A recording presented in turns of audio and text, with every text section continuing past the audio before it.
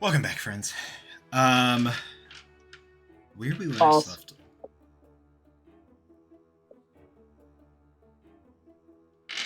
Where we last left. Can I talk? Would you? Logan, please. Thank you. Roll a Constitution saving throw, Taryn. Taryn, where we last left off. Our party made the decision to head into the Graying, this borderland between the different Fey courts, in an attempt to not only cross into the Autumn Court, but then pass through that and find the Winter Court, where Oak's mentor and answers to what is happening with her sister lie. While in the Graying, the party stumbled upon a musical tree, enjoying time and rest there under the watchful eye of Shadow. Afterward, they continued on to hear the calls of what Eden first thought were were creatures, but soon found out were hounds and horsemen chasing a golden elk. Perrin stealthed forward alone to confront this hunter before coming to an arrangement with him and allowing him to live in exchange for the life of the golden stag.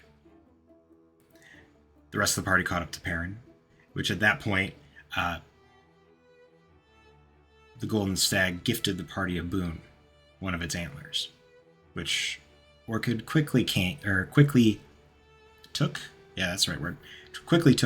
and transformed into a almost battle axe-like weapon. The antlers of the golden stag creating almost like this spiked head of the axe. And that's kind of where we left off. As the party ventured forward, the shifting and changing of the shifting and the changing of the trees around them, from these dull colors, the leaves slowly falling off and dying, becoming bare, as you approach closer and closer to the Fall Court, the realm of the Skeleton King, the Lord of Bones. Now, you're not quite there yet. You're still in the Graying. So I believe... Who rolled... I don't remember who rolled the last one, but I'm going to have Perrin roll a d20 for me. Your thing, boss. 8. An 8. Let me double check. All right, you're good. This last leg, probably mostly due to the kind of anticipation of arriving in another court, combined with the fact that you can actually see what's in front of you for once, allows you to pave a clear path through the forest, through the graying, and arrive on the border of the Fall Court without much delay. It's roughly, at this point, with Art's knowledge, it would be maybe about 3-4 hours until twilight. Before you can see a low set of hills. On them, different. On one hill, you can see it clearly looks like a crop of corn that had been already harvested. You can see poking out and standing out above the rest of these down stalks, these almost crucified-looking entities. Heads down, bodies bare. The other side, you can see crop still looks like it's still fresh. Hasn't been harvested quite yet. The corn, as you look and kind of glance over at it, looks ripe for the taking, as if it should have been harvested already. There you can also see similar figures set up and standing watch over the fields. There's no immediate lane or kind of path from where you are to the castle that you can see way, way off in the distance, high above, set into what looks to be some sort of mountain or hillside. Before you, the final thing I will give you all is nestled in between these two hills, you can see what looks to be the walls of the village. Small gate. How do you wish to proceed?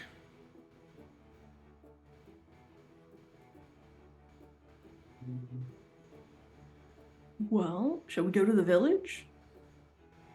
I think it depends on how direct of a route we are taking and how apparent we are trying to make ourselves. Well, I don't know much about the Fall Court, I don't think, but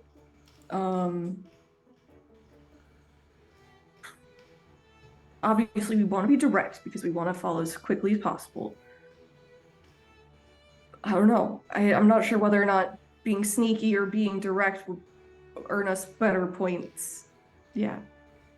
Logan, so Yes. when Eden had asked information from our favorite necromancer buddy, I know Winter Court was like very backstabby, all the things. What vibes did Dolith tell Eden to be aware of for the Fall Court?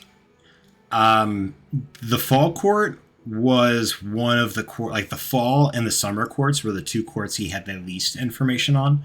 What he did know of the Fall Court, though, was that it was very much, when he talked about it, he had this smile, like he fit right in there.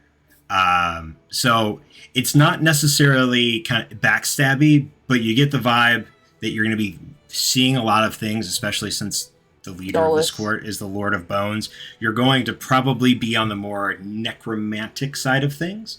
Okay. Okay, I'm going to message you a thing. Okay. And then the last thing I'll give you is that he said that from his knowledge, the Lord of Bones, the Skeleton King, was a character. Okay. Really, I think we should probably... I don't think we can pass through here without going noticed, so I think trying to be sneaky in too much of a sense may make us look suspicious, like we are here for bad things, whereas really we should probably just keep head down and roll through, maybe? That makes sense to me. Okay.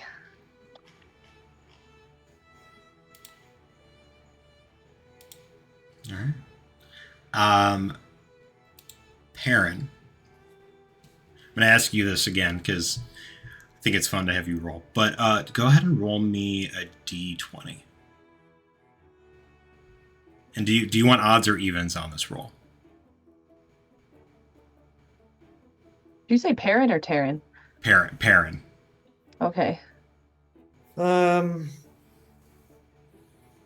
take evens. You chose wrong.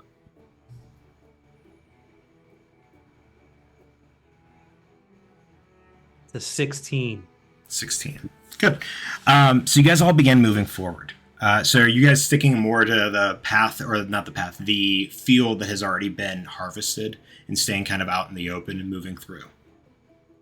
I would say, I mean, we're trying to be semi-respectful, right? So, Yeah, Yeah. I don't want to march through somebody's no. crops. Where they have active guards. Like, people guarding this. Make a perception check. Fuck. Follow the yellow-eared road. Okay. Well, that's a 22. With a 22, looking at what you believe to be these sentinels or guards, you see a somewhat familiar sight, as these aren't guards, but look to be some sort of scarecrow. Oh, a Eden brain? doesn't like those. Eden doesn't like those. Eden looks visibly uncomfortable seeing scarecrows. The player knowledge. Character Yes. knowledge separation. But you all continue forward. Eden will not take their eyes off of them the whole fucking time. We are the whole just time. Perfect. no, we are watching. You continue. You begin moving forward into the fields. You travel for about, it feels like 10 or 15 minutes. Eden, since you have the highest passive of anybody in the party. Oh, actually, no, you don't anymore. Shit. That's Finara. It is Oh, Finara. it's fucking. It is Corvus. Corvus, you feel this kind of tickle in the back of your mind. This awareness connection. And then you hear it. This starts as a subtle and then slowly gets louder and louder, and you can recognize it, Corvus, as the wing beats of some sort of large flying creature. Wing beats. Feathered. Is it more like a membrane of skin? Is it? I would say go ahead and give me make a wisdom saving throw. Please let it be a dragon. That's all I Standing ask. That'll next to be- me, you get +2. +2? That's a 14. A I don't care if we 14. die. It's worth it. If we all look at Perrin. It's As you think on this, and then you think to this, like, kind of like, it's not like a headache. It's just kind of like almost like the spider sense, right? You get this just vibe, right? This is definitely some sort of dragon that is coming up your way. You can feel like where you didn't think there was going to be a connection to the Feywild, you found one. And as you turn and you look up in the sky, you see bone, flesh dripping, a jaw that's almost slack and dislocated, wings that have been torn through and destroyed. This dragon is dead. And as it swoops down toward the six of you, and you look up, claws dropping, descending on you rapidly. So it does seem to be doing like a dive bomb approach towards us. It is 100% diving towards you. As it starts to dive, I would like to first, I don't know, in that same spider sense moment, its approach. Can I discern whether or not it actually is making a dive bomb to attack us specifically, or does it have, or is it coming for the field around us? I'm trying to basically determine if this is a direct hostility or if it's just more of a show. Make an I insight can check. try to discern that. Yeah, go ahead and make an insight check.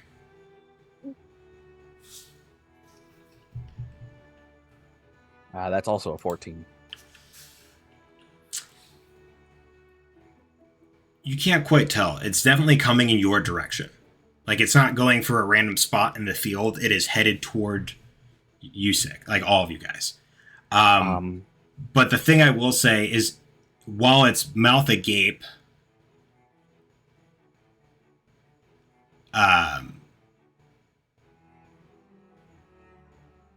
doesn't look like it's going to produce any sort of breath weapon. The posture of it seems almost like how you would reach to grab something, rather than So definitely more of tearing. a attack approach than this like draconic breath thing. I would have an idea. Last point of observation: the size of it.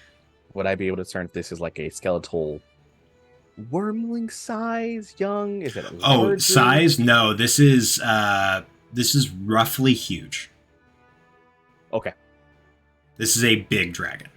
It's smaller than Glaurung, but larger than, well, actually, you probably haven't seen that many dragons other than Glaurung, but smaller than Glaurung for sure.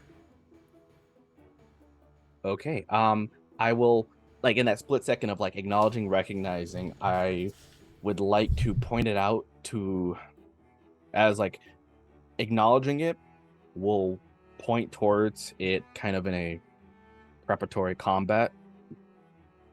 Dragon. And I am going to, in Draconic, just in case, stand down. That is it, just to see if it relaxes. Are you in this more from like a, you know what, I'll let you choose between persuasion and intimidation. This is intimidation. I don't do charisma regardless, so. It's a 15. 15. It stays the course. As you guys prepare yourselves, is there anything you are doing in preparation for this dragon attack? Do I put up a big wall of leaves, guys, or do I turn into a cat? I just need somebody's input here. Like, I don't know how Eden responds to it, but Corvus would lean into, like, this thing can fly. The wall means nothing. I just meant, can we make it smack into it? I was thinking, my initial reaction is... You're going to Looney Tune a wall. I was thinking Looney Tune, just wall poof. No, I'm going to turn around, look at Perrin, and then turn into a panther and just... Then I'm going to scamper behind Perrin. I'm going to be a panther behind Perrin. That's probably about as... I'm a scaredy cat. I'm hiding as a panther behind the halfling, who is probably not that much bigger. If at all. There are two bigger people you could have picked from, but this is the best comedic. This was intentional. Yeah. Okay. This was there is definitely yowling in the ear of like saying something, absolutely, of like. Sure. Yeah, once I know it's like anywhere within 120 feet or trying to be within that range, Corvus is going to draw on whatever energy he can and activate Astral Self, Arms, and Visage to don the upper essence of the draconic form. Okay. Just to have it ready. If it's too far, I can't do much other than wait for it. All right. And when I see Terran scamper behind Perrin, I'm gonna touch probably the top of Perrin's head because that's the closest thing, and say, "Be brave," and cast heroism on him, so you can't be frightened. Kind of like throws his arms up. I'm already brave. It's nearly cost me my life. And then he just kind of turns to the dragon, and just kind of like. Sorry, go ahead. Finish your thing. You also get some temporary hit points. Ooh, yes. How much do I get? You get equal to my spellcasting ability modifier, which is regrettably only 2, but you never know. Temporary HP is good everywhere. No, technically, I would say it would be 3 because your new weapon also Okay. functions as a spellcasting focus, Oh. which would boost. I'll give that to you. So it'd be 4. Okay, so it boosts the modifier rather than But just the by attack. and the it'd be It 4, doesn't. not Yeah, 2? it doesn't. Oh no, it'd be 3 then. What's your charisma? 3. It'd be yeah. 3. 3. My bad. Yeah. If it's just +1, then it's 3. +1. Yeah. Yeah. I thought she said 3. I had 3 in my head already. Cool. And Perrin, anything for What you? do I? And also, what do I need to be brave for? This fucking thing isn't real. And he just kind of like turns to this dragon headed towards all of them, and he just kind of like mockingly goes, "Butterfly in the sky, I can fly twice as high," and he's gonna Eldritch Blast the dragon. All right, go ahead and make 2 attack rolls. Sure.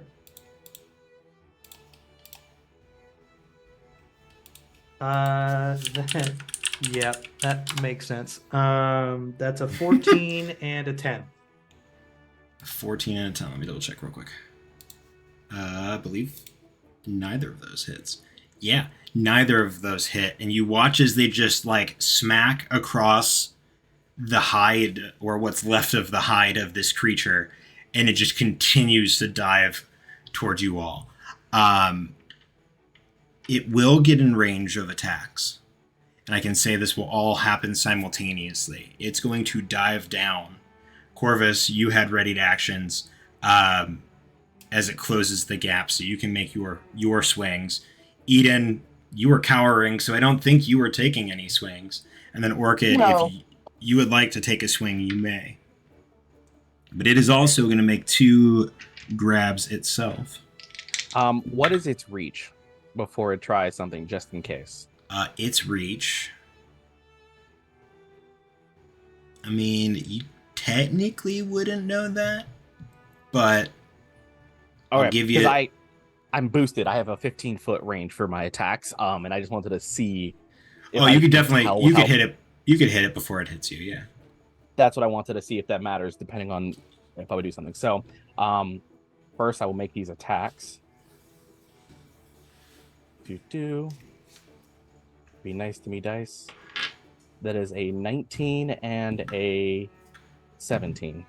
A 19 will hit. The 17 will not. Why not? Let's have it make a Constitution saving throw. Okay, Constitution saving throw. That is a DC 16. Cool. I rolled a 7, but he gets a plus 12, so that'll be a 19. Damn, so close, but like not really. Oh. It was worth a shot. My eyes went for when 8 force damage. 8 force damage. Perfect. You punch, and your fist goes through part of the rib cage, and you pull your hand back, and there's some of that like leftover kind of blood and flesh dripping off of it. Oak, did you make an attack roll? I did. I'm doing a full attack, right? So I can do 2. Yeah, you can do 2. All right. One was 20 something, so 24. That'll And hit. one was 18. And 18 will not hit. Okay. For the one that does hit, I am gonna use Divine Smite to get some radiant damage in there. Ooh, yeah. Okay. Should I count that separately? No. Okay.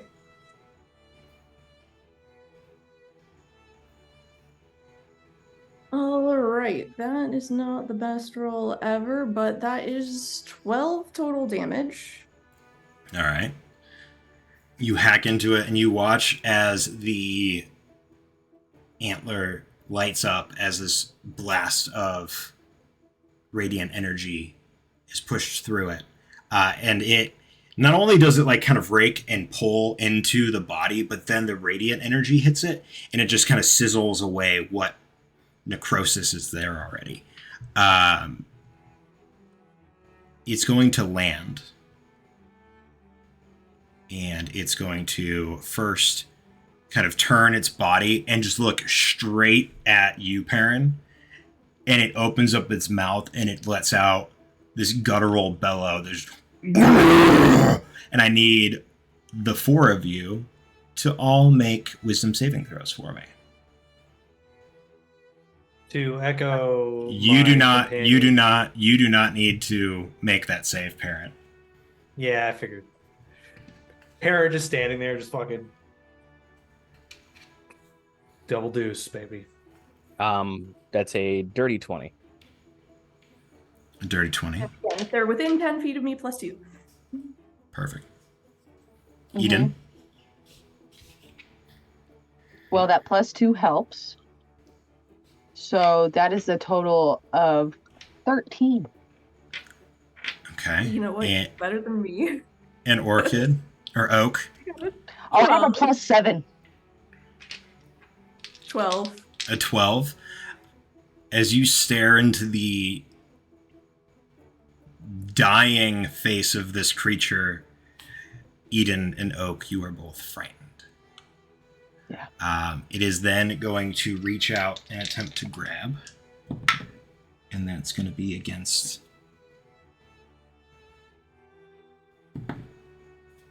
Oh no, poor buddy. What? What? So, the first paw or like claw reaches and grasps out and scoops Art into one hand. And that's a natural 20, and Finara only got a whatever her strength mod is, which isn't going to be a natural 20. And with the other, scoops up Finara and is going to, in 2 beats of the wing, flap and start to fly away. The panther will just let out an absolutely horrible yowl.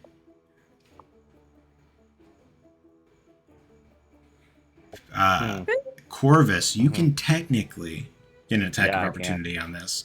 But I use my reaction technically because I held my action. No, this would be.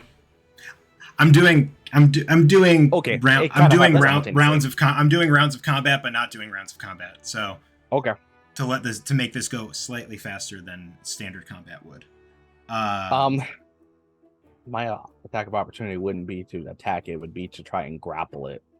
Sure, you can make a grapple check if you A, would like. a stunning strike? With how We I could- tried that. and I feel like the chances are real slim. I'm better off just trying to hold on to it for a second. Yeah, so make an athletics roll for me. And I get to add my wisdom instead. Grab the huge dragon. Oak, you can make it an attack of opportunity as well. It'll just be at disadvantage because you're frightened. Yeah. That's a Alright. natural 20 for like 27. 27? What's he get? Does grapple work on a creature that big compared to... I've got astral arms. Let's do it. He's got ass arms. I Let him will. do it. I will give him the fact that he technically just turned into, what is it, Machamp? Mm-hmm. Basically. He just turned into Machamp and tried to grapple this guy. And technically, I have abilities that make my Does he reach just up to fly 10 off feet, with so they're them? like big arms, technically, because they're astral range. I will And then I say get you boosted 'cause can my Eldritch Maul. grapple onto the tail as it's flying away. However, this thing is 4 times your size, if not more. And so it will still fly with you attached to the tail. But you will be grappled to it. Oak. Can I use my channel divinity? I do have the feat that lets me do spell attacks as Warcaster. reaction. Okay. Yeah. To maybe like aid this, Nature's Wrath is as an action you can cause spectral vines to spring up and reach for a creature within 10 feet of you. I don't know if that's actually but it's Does a it saving have does it throw. have a does it have a size does it have a size limitation? Or actually, I can do it in snaring. Does it have a? Size. Oh, that's a good question. Because I think it might be large or smaller, but I'm not 100% Yeah. sure. I mean, it's not a very high DC. The creature must succeed. You can cause spectral vines. I don't see. All right. I mean, I'll make a lines. I'll make a But it's saving throw for technically it. not an attack. That's fine. I mean, you're Okay. using your action still, so you're Okay. good. What's your DC? I guess it's 14 now. 14. All right, so I'm gonna roll. What's the save? A strength save? Strength or dex. Strength or dex. So that's only gonna be a 13. However, it's gonna use a legendary resistance to succeed instead. That makes sense. Perrin, It's worth it. anything for you? Eden, you could do something as well, technically, if you really wanted to. I have a feeling you don't, though. So it's just grabbing Art and Yeah. He grabbed Inara. Yeah, Art, but- grabbed Fanara. I feel like Eden, in spite of fear, is going to try to like.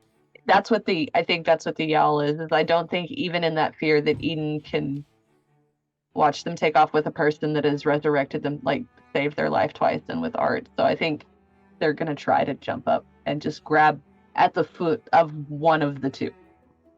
Okay, go ahead and make a athletics check with disadvantage.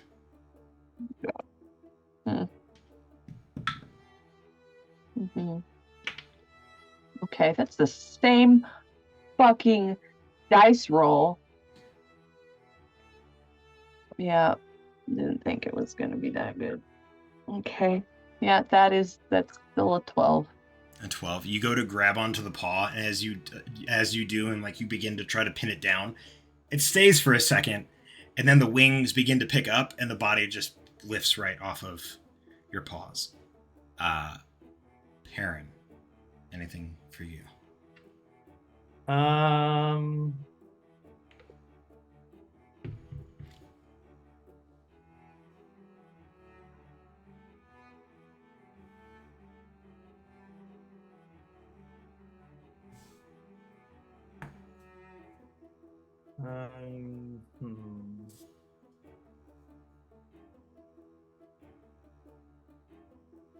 Yeah.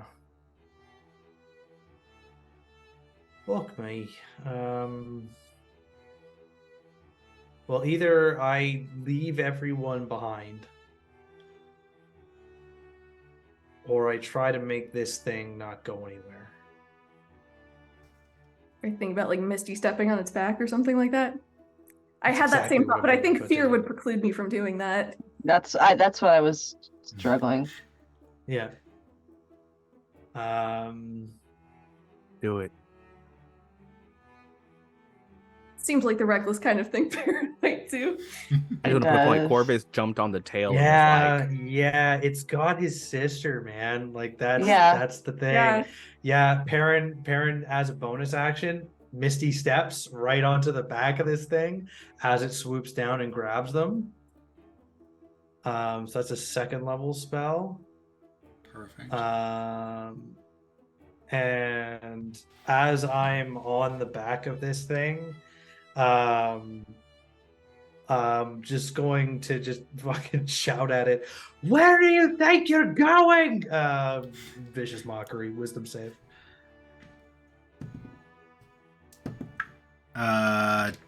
Wisdom. 25. It just like Anyway, so I'm on the shakes back of this thing. shakes its head and starts flying. And at this point, it goes. What's its fly speed? Again? It flies 80 feet straight into the air. And as it does, slightly faster than me. the wings start beating quicker and quicker.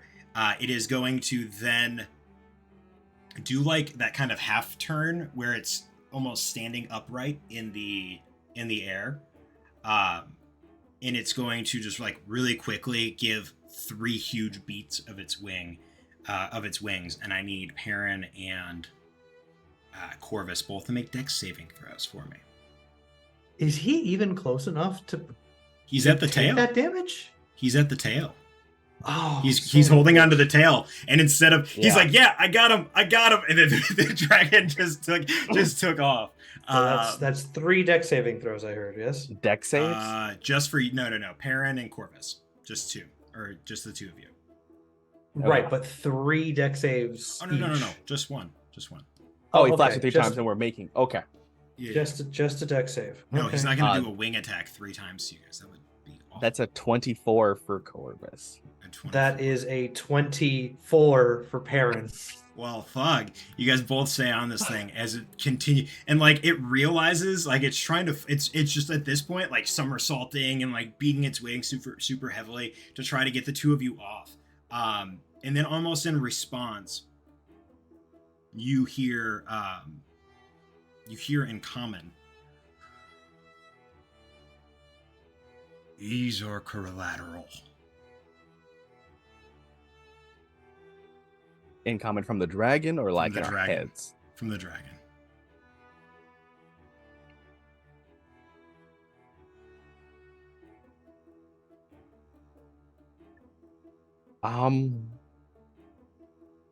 I actually have to double check if I'm even going to. Corvus is not going to be able to see reason in that. You start with words, not this, and will try to scale from the tail, is aiming to get closer to, like, I guess I should, did the dragon have, I know it's like bone and flesh falling off, did it have eyes at all? One seemed to be that kind of like glazed over, like dead blind coloration in their eye, like cataracty, and then the other one is just empty. Yeah, so I have no idea how this thing works. Yeah, I'm gonna go towards, it's got flesh falling off its wings, so cutting wings seem like it might not work. Well, at this point, I'm going to give, as you're beginning the climb, before you have any real action, Perrin, I'm going to give you one more kind of reaction to what he said, or what it said. Collateral for what? Your good behavior.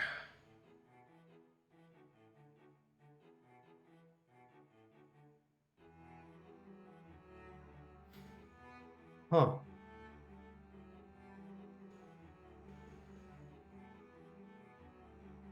Put us down.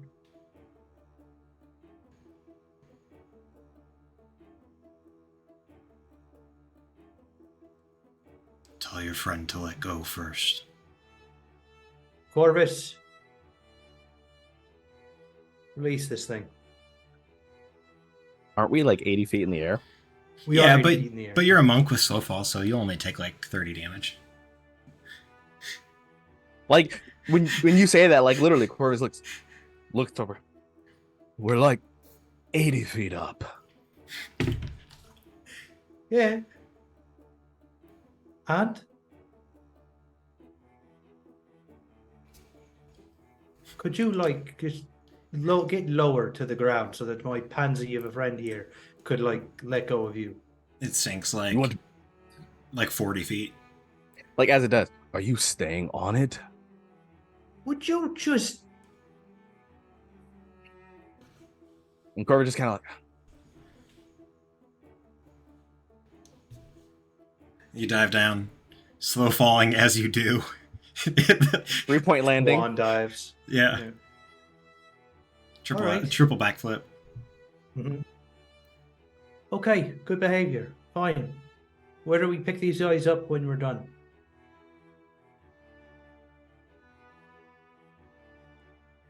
The castle. All right. He's expecting you. I just want to remind you that you're not real. And you're not supposed to be in the fall court. Sorry, I'm just coming across this right now, but I think, if memory serves correctly, you are just the messenger. You don't make the rules.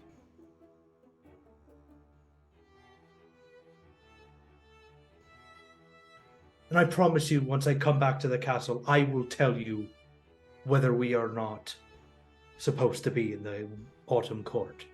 Thank you very much. Now Just- put me down, you bony bitch. God damn it! I love you. Now make a intimidation check. Fuck shit. Sure. Okay. Yeah. Logan's and too I'm nice gonna- to play an evil dragon. No, because he's not wrong, but he's the Yeah. way he said it. Just Yeah. Stings. Yeah.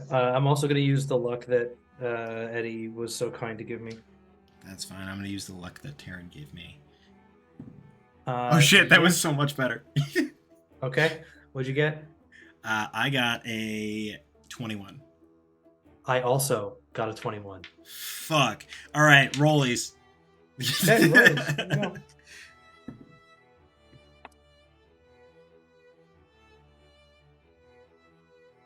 I got an 8. Got a 3. It's just gonna look at you and go, "Yeah, okay, bye," and it's gonna beat its wings again and make you do another dexterity saving throw. Sure. That is a 3, but I am lucky, so I'm gonna do that. Okay. It's a 23. Fuck. You are still on this thing, and it is still flying, and at this point, it just goes, "I have somewhere to be," and just starts flying toward the castle with you on its back. Well, then I guess you're going to take me there a bit quicker, aren't you?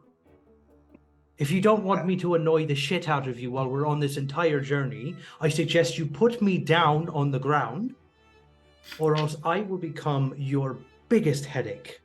And trust me, I know how to do that. And my sister, who you will hear not too far away from me, will go, yes, he Yeah, will. he's right. He's right. He'll annoy the hell out of you. While also shouting my name and telling me that I'm an idiot. But Art the whole Yeah. time's like, "See? Dragons are real, Perrin."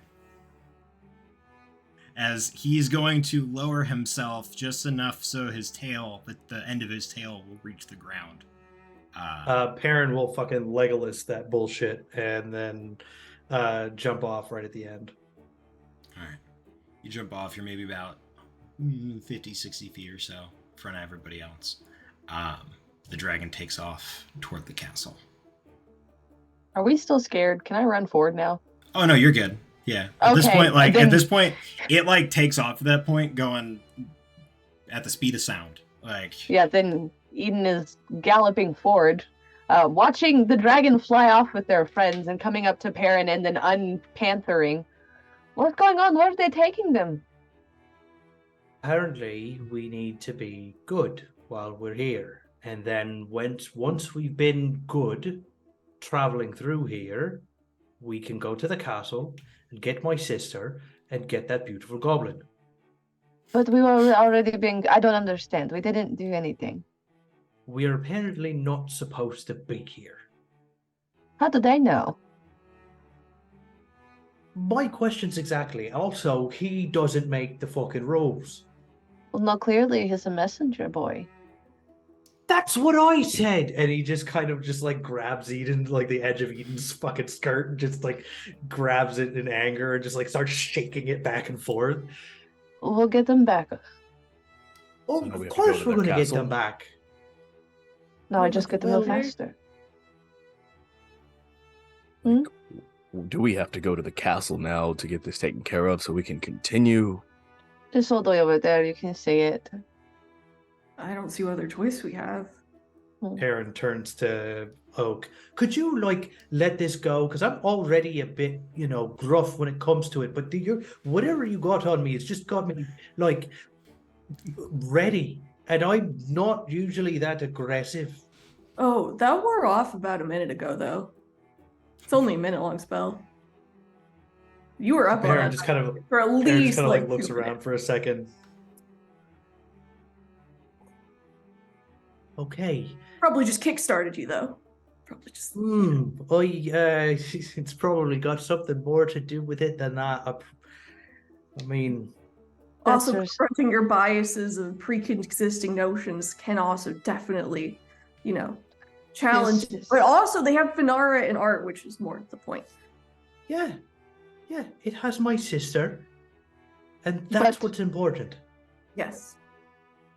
I'm sure she'll be happy So- to ride with the The dragon. the dragon has your sister, Perrin. And Yeah. Art. I heard you. So to the castle. Yeah. Yes. Corpse walks. Eden will kind of like turn like smirking a little bit, but like obviously trying to mask like fear and concern, but is trying to be a snarky ass face in the midst Aaron of is this. not paying attention to like anything. Yeah. It's just like power walking. You How long do we think it'll take to get us to the castle?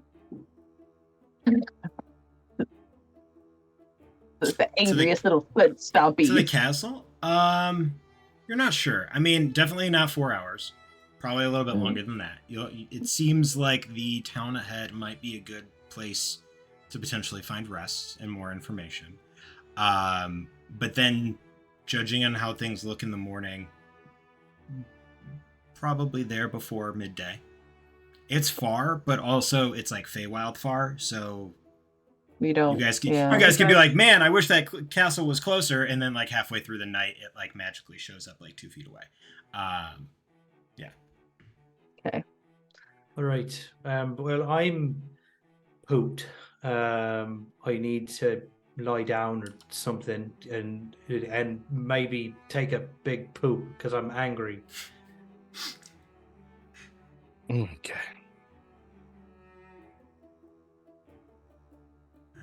Or, Begin. but honestly, I mean, are you sure? I kind of thought you'd be the one who'd want to just march straight there no matter what. We kind of been walking for quite a while. Well, Yeah. we can stop here and rest, and because frankly, if we are exhausted going into this situation, if heroics, as Perrin displayed earlier, climbing up the back of a dragon flying 80 feet in the air, is necessary, then it's going to suck if we're tired. Yeah, I don't really want to watch you yawn while you try to hit a dragon. See, we're already there. I said the words, and now I'm coming to peace. What does that mean? Rest. Coming to peace means go to sleep? Why not just say go to sleep? I think coming to pass. I think that's what you were trying to say, right? Coming to pass. What does coming does you walk by Coming, Oh, it means coming it's to happening. pass. Yes, sometimes my tongue gets tangled in itself. Yes, coming to pass. So it's we've talked about it. I've jinxed us kind of, and then now it's happening. Coming to Oh. pass. Okay. You cursed me to make a yawn. It won't be the only thing I curse you. Eden, as you guys are Mhm. moving closer and closer to this village, very faintly, almost mentally coming to you, but you can definitely, like, you hear it like more than you hear it in your mind, just a very soft ring around the rosy. Eden will just begin visibly shaking, and we'll just stop and we'll start spinning and looking in every direction. What is it? Do I still hear it? You do not. But you looking around, I mean, if you're looking for, are you looking for what I think you're looking for, or are you looking for something Yeah. different? I'm looking for her. You don't see her. But maybe about 50, a little bit less feet away, you see a scarecrow. It's just I thought just we need to run as quickly as we can. Okay, start running because I'm going to. And Eden will turn and just start sprinting. Like nobody has ever seen her before. This is just like full on. We are sprinting. I think we should go, because this seems Oh, yeah, okay. Something spooked her for sure. And As Corvus Corvus is just gonna kind like a light jog. of just keeping up, like you're sprinting. Just do. as you Fuck you. as you say that and take off, the one thing I will give you is the final bit that you hear is just this. We all fall down, Yeah, Needon will just and you just fucking book it. Takes you maybe about 5 minutes at this point to get to the walls of this town. Now it's nestled like you're going through the hill, and the wall is almost interconnected with the hill, with these two hills, standing about 50 feet tall. The gates and the gates of these stand just shy of that at about 30. You run up, and at the top of the walls, you can see what look to be a pair of hobgoblins looking down. What's your business? We're on order from Skeleton King to attend his castle, so open the damn gate. Oh, all right. I mean, we're just trying to do our job, ma'am. I understand, open it. All right. Hey, open the gate!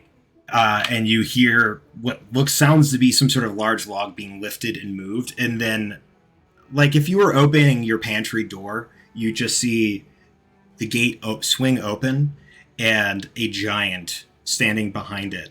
Now, it doesn't look like what some of you may know as the typical like hill giant. This one, about roughly the same size as a hill giant. However, its body is more of this kind of opaque, kind of bluish gray coloration, and almost like semi-transparent. And as it opens up, it looks in. Oh, hello there. Come on in. Opens the doors nice and wide. Sprints past. Oh, okay. And then just like on the other side of basically gets to the other side of the giant, then stops and is now looking back to see if anything is following. Nothing. You know what? Give me a perception check. Fuck it. I'll make you make it. Yeah, why the fuck? Why wouldn't I do that? Well, that's a natural 20 for a 27. You think for the briefest of moments that you see this kind of shifting of smoke or shadow on the far end of your vision. But it could be nothing. Like you blink and there's nothing there. I know better than that shit. I know what that is. As the doors are closing, you all make your way in, picks up this giant log and puts it over the bars the gate. Thank you. So, you're welcome. So, Skeleton King, huh? Yes. Don't know why. We just were told you should come here for some reason because you're supposed to be here or something. It was really strange, honestly. But you seem nice though. Hey, yeah, I can be. Man, Yeah, your we skin's wanna a really really cool color. Thanks. And he goes like fist bump you. But like as he does, your hand goes into the fist. Yeah. That's just interesting. Okay. You look pretty neat too. Well, you got little feathers on your head. Oh, their antenna, that's the thing. They kind of twitch a little. He kind of looks over everybody. He's, oh, that's shiny. At your battle axe, Oak. Oh, yeah, it was a gift from the Golden Stag. Oh, golden Yeah. stag. That's not real. This is made up. That's what we thought until we met. It's like unicorns. Unicorns not real either. No, Pretty sure well, you- I mean that's I think you might be close. Never seen one myself. But anyway, Wait, we just Karen, you believe in unicorns? Well, I mean, not really. Um, Actually, since you're being so helpful, we're looking for a place to possibly stay tonight. And of course, if we're going to stay somewhere, if you're interested, Perrin is actually an exquisite singer and will be entertaining the entire inn. Oh, What inn? Uh, We're going to the castle, are we not? And Baron like Are we looks continuing? around. no, you don't go to castle at night. That's bad time. We needed to sleep. Remember, I Perrin? mean, you can, Oh, but yeah. I won't see you Sure. tomorrow. Yeah, no. I just sorry. I thought these gates. He just kind of like looks around. Yeah, sure. Where's the inn here? You can go, and he points, and to the far end, you can see. If it wasn't for the fact that you were standing in front of a giant, you would think that this was the castle, because this inn is a giant-sized inn. It stands well over the walls of the town, two-storied, made of this really, really thick, what looks to either be brick or clay, with like wood beams pushed into it. You can go to the tilling field over there. It should it doesn't really have should be a couple of small rooms on the second floor. But yeah, if you're gonna play, you're gonna play. You play music. Yeah, and he pulls out his lute and shows it off. And for the first time ever, everyone but well, I mean, she's not here, so she would, she'd know it, but Perrin like tucks his hand under his tunic and pulls out a pan flute. Yeah, I play music. Oh. He like rubs his eyes for a second and then like gets really down low to the ground, almost on his knees, and like, "Where's your wings, little fairy?" Oh, they were eaten off by a werewolf. Oh, Yeah, it Wait, happens. are you talking to me or to Yes, her? remember? No, Perrin, remember when the werewolf ate your wings? It's I want to hear the answer to this question, please. Are you speaking to me or to her? no, to you, little fairy. You're small and have wings, you know? Eden is like motioning from the side, like, Yes, a werewolf ate my wings. I have been besotted to walk this lowly earth because of a werewolf. And Perrin is just like gritting his teeth, just like really holding it in. Oh, I'm sorry, friend. That's was so sad. recent. Yes, it's very sad. I'm going to walk towards the inn now. Okay. And Perrin just like turns. Like Corvus turns. They have giants, but like, are they unaware of halflings? That's not the common thing. Yeah, anyways, we really appreciate your help. Thank you so much. You're welcome. You've been very kind. Yeah, you're welcome. I'll see you in a little bit for the show. That sounds like a plan. Yes. For Perrin the Wingless. Yes. And Eden will. What was his name before the wings though? I feel like he seemed really upset that I commented about his lack of wings. We try not to use that name anymore. It brings back all the negative, Oh, so it's. okay. But he's really owning it now, and. All right. Yeah. Okay. Eden will kind of scamper after everybody. You make your way through the streets. It's not relatively crowded, but to the left and the right, you can see several other of these almost mist-like giants trudging through the city. You see handfuls of goblinoids, both hobgoblins and goblins, milling about. The occasional fall eladrin or fall fairy or sprite fluttering around. I am keeping a lookout for anybody that looks familiar to the people we had seen in the grain, just so you know. Make a 'Cause they said that- perception. Yeah, make a perception check if you're going to look for that specifically. That is a 24. A 24.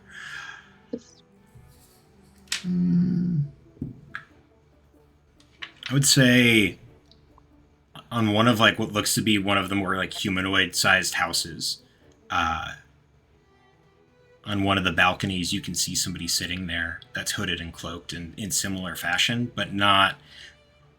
From what you can tell, they either haven't noticed you or they're not paying attention to you.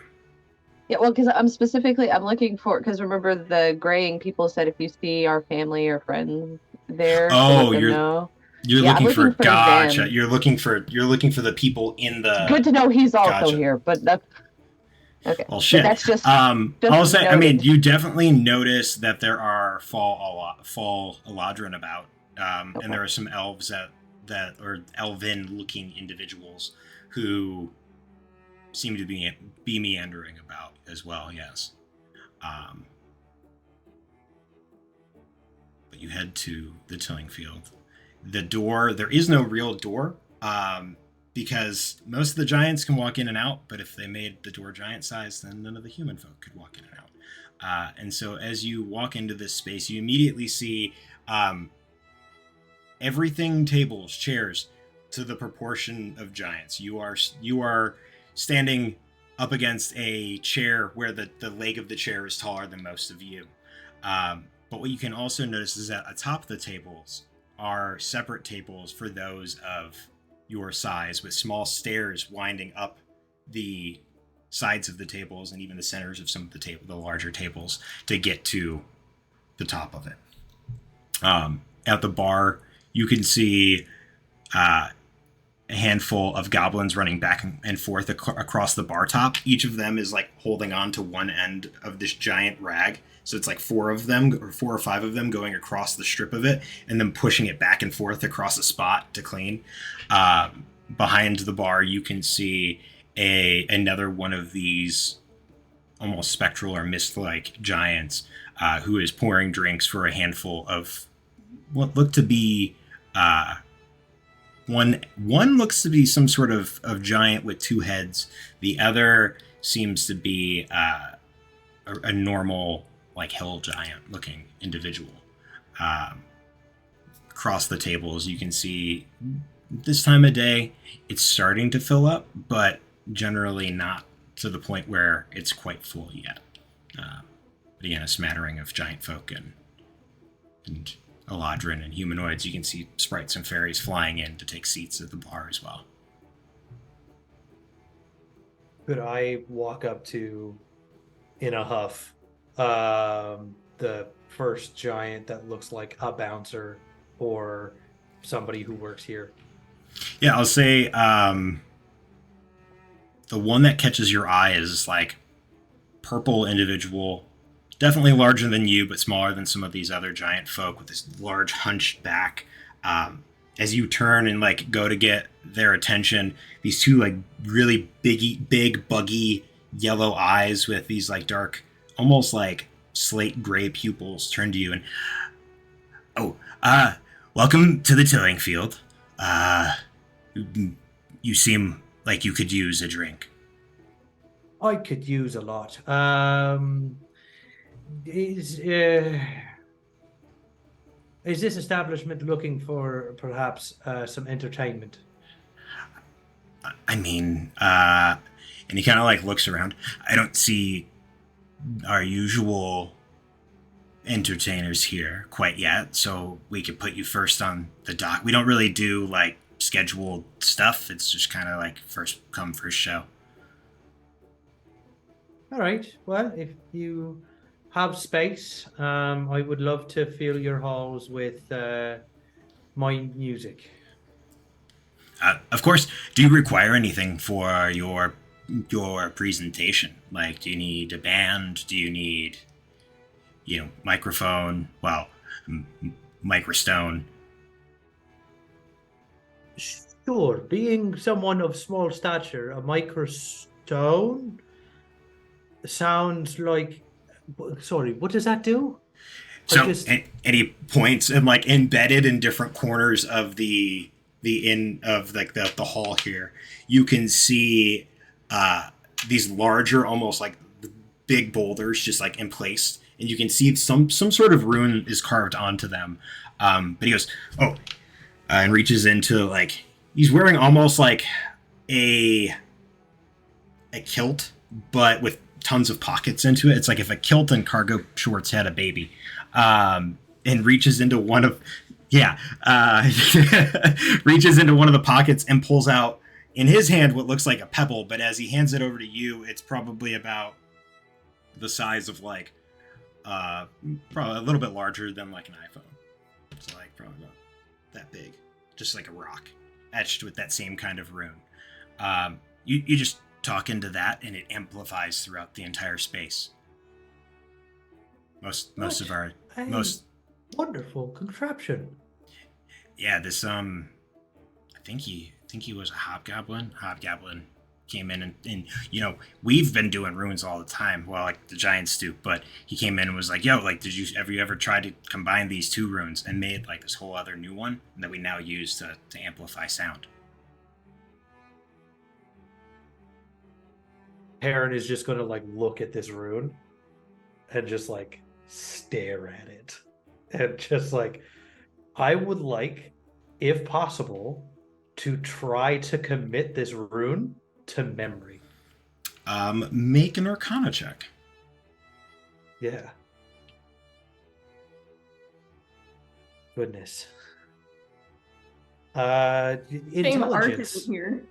Yeah, Still intelligence. Artificer's Alley. Not my strong suit. I mean, it's only a little bit better than my strength. I'm going to use lucky. That is okay. That's a 19. A 19.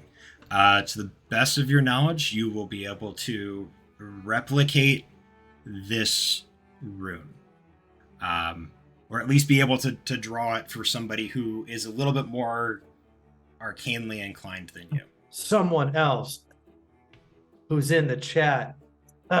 Anyways, thank you so much for sharing this with me. I really appreciate it. Do you need a hand getting to the stage? Would you be so kind? I am just so small. I mean, you're not. I mean, you are, but you're not really. I mean, you are. I'm sorry. You're the kindest person I've met here so far. Please move me. I will jump into your hand. And you jump into his hand, and like he looks down at the rest of you.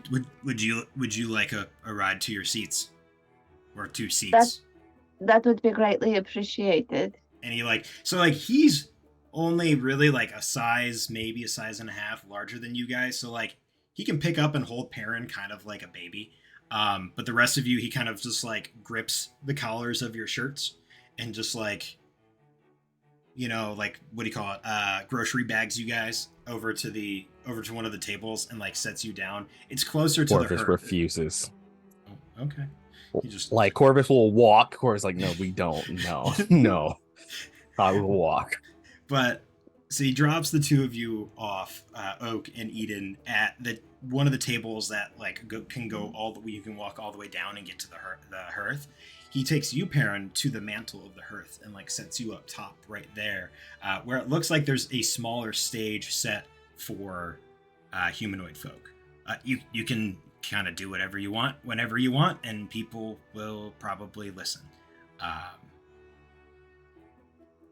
Yeah. Do you have a name? Yes, it's Perrin. Okay. That's it. He looks back at Eden and looks back at the giant. Yes, you can call me Perrin the Wingless. Perfect. Listen, it beats the last guy that was here. Well, last out-of-towner that was here, so. Guy only had one name. What was his name? He went by Neville, I think. Neville? But it was spelled weird. He kept saying we were pronouncing it wrong. Okay. Well, I mean, some of us are really pretentious. Horns. He had horns and shit. It was pretty cool. Okay. I'm sorry that I am not, as you say, cool and shit. But Oh no, you are no, you are cool. Like you got a cool last part. no, no. You dug yourself your hole. Just sit in it for a second. I'm just gonna tune up over here. Thank you for your help. I greatly appreciate it. You're very welcome. And he will go back to his position at a bench by the door. Shortly, a handful of a hobgoblin approaches you, Perrin, and 3 goblins come and grab your orders: Eden, Oak, and Corvus, if you'd like anything to eat or drink. They have a nice, I would say, like shepherd's pie. They have this like chicken noodle and dumpling kind of soup. And then like the big thing is that the corn just came in, so they have these like nice corn like cornbready type dishes as well. I'm going for the cone. It's a big lump with knobs. That's the I want corn. Eden wants corn. I was also gonna go for the corn. Do you want like on the cob? Do you want on the cob or the I'll get the bread, cornbread. or just like The everything? cornbread. Cornbread Okay. sounds like the bomb. No Corvus one will wants take cornbread in real life. a salad with corn. Wait, you more mean like protein, well the goblin's like you mean like the leaves of the corn with the cornbread? I think you're that- reaching, Corvus. We're on the What's- spring court. What's a Not salad? this. Oh yeah, we're in the Corvus. fall court, right? Yes. We don't do salads here. Oh, they don't. Oh no, that's It's corn. like They have the corn. Listen, corn hasn't. I can give you some corn on the cob. I can give you some corn in like a meat mash. I can give you don't do meat. corn bread. Ah, Maybe turn it into a pancake. That'd be a little I'll bit hard. take the but cornbread. perfect. It comes with like a little bowl of like chili too, so you dip it in. It's really good. Put some dragon No pepper in meat. there. Nope. Oh, okay. And he marks down like no meat, just beans. Comes back with a bowl of dried beans. Like, And they dart away. The hobgoblin walks. Oh, sorry. Did you? Yeah, you wanted cornbread. Okay, perfect. The hobgoblin walks up to you, Perrin, coming up this like long set of stairs that wind up up the side of the hearth. Good evening, Master Perrin. Right. Thank you for humbling us here at the tilling fields. Is there anything you require before you start your performance? A beverage or Nothing fizzy or too alcoholic. I don't think that'd be good. You know what? Just get me a water. He like kind of leads in. A bunch of these, fake kind of half-ass bards. They like to believe that if you drink like tea with lemon and honey literally right before you sing, they think that that's gonna like help you in any way, and they're just dead wrong. What? Just Why get would some you- water in you. why would you combine lemon and honey? That sounds awful.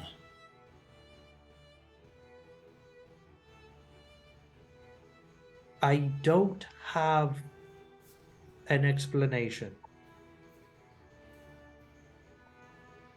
Like just in like cold water? No, it would be like a tea, like a hot water. So it would all kind of mix together. I'll be back with your water, sir. Thank He you. just bows his head respectfully toward you and runs away. But as Perrin is tuning, and while you are waiting for your meals, we are going to slip out for a second to take a quick break. About 10 minutes, and we'll be back before you know it. Yeah. Bye.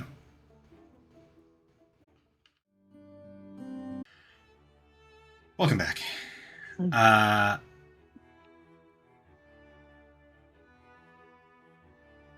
We'll start with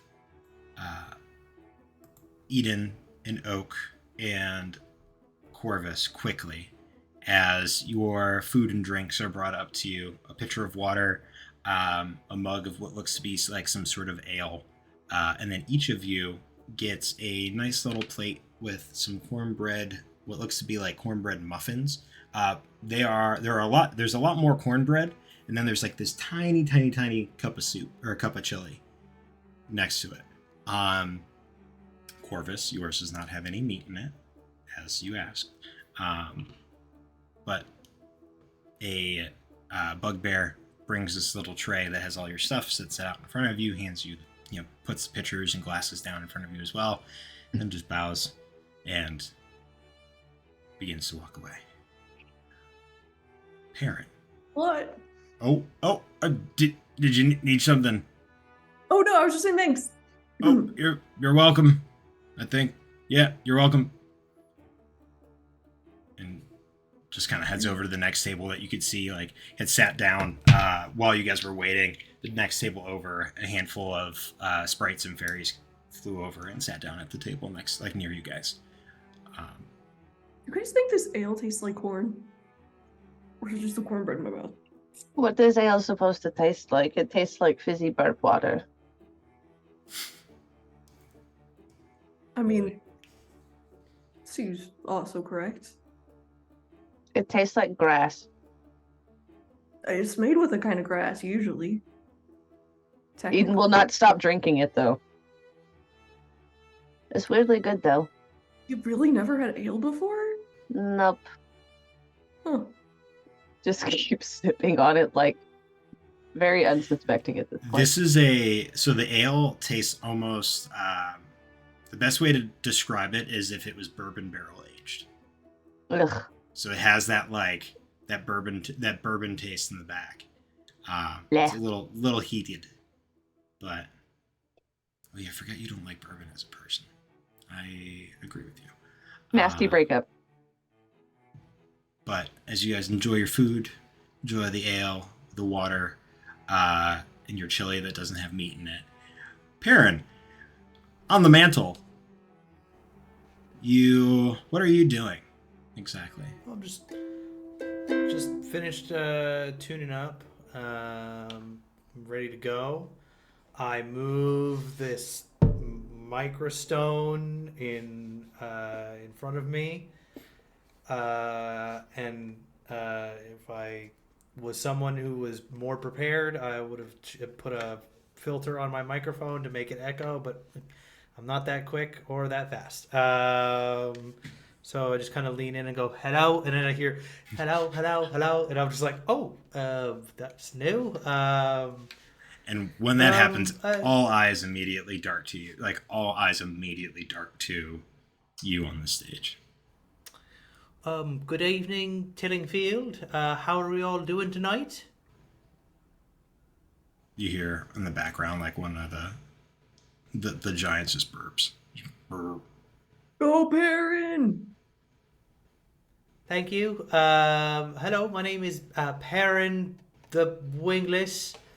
And I was a fairy quite a time ago, but was in an unfortunate accident with a werewolf, and now I am just a mere ground walker like the rest of you. Having been humbled, I would like to share with you a humble tune, and hopefully I can ease your troubled minds and keep your drinks and meals happy. And Perrin will start to play the song that he promised he would sing at every tavern and every inn that we would go to. He plays the Ballad of the Sea Glass and the Twine.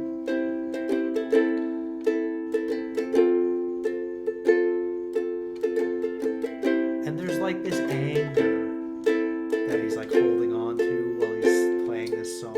It doesn't necessarily come out in the lyrics, it's just the way that he's like projecting. It's louder than most, but About halfway through, you see running in the giant that was at the door. He like sits down and is like, hey. And I just kind of like give him a nod.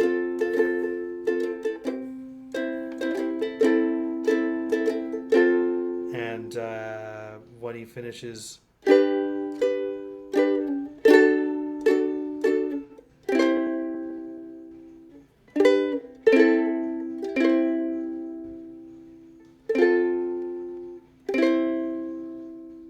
he goes, thank you for your patience and your time. I will be accepting any tips if you have any. All manner of coin are appreciated. Gifts are appreciated. Now this goes out to a very special someone. Hopefully she hears it. And he'll start playing another song.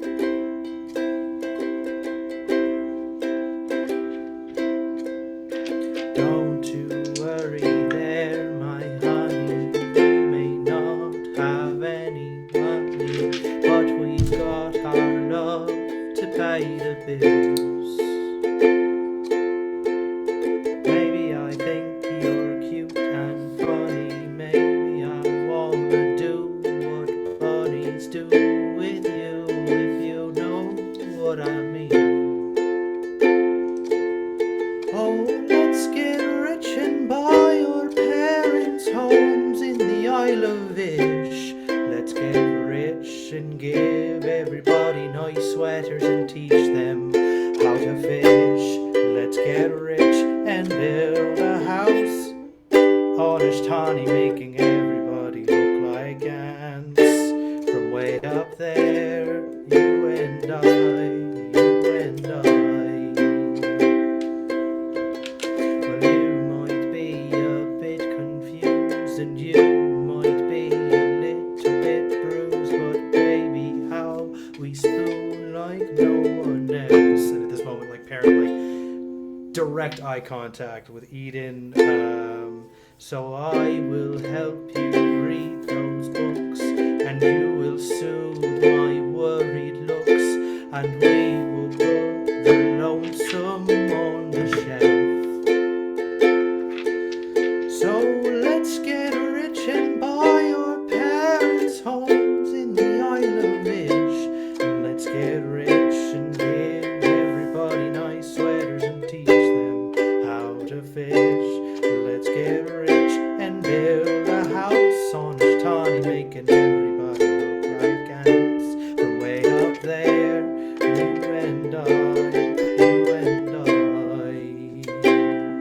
I. Then there's like this stomp clap bit that Perrin goes into. It's just like 1, 2, clap, and it's effectively just the same chorus over and over again.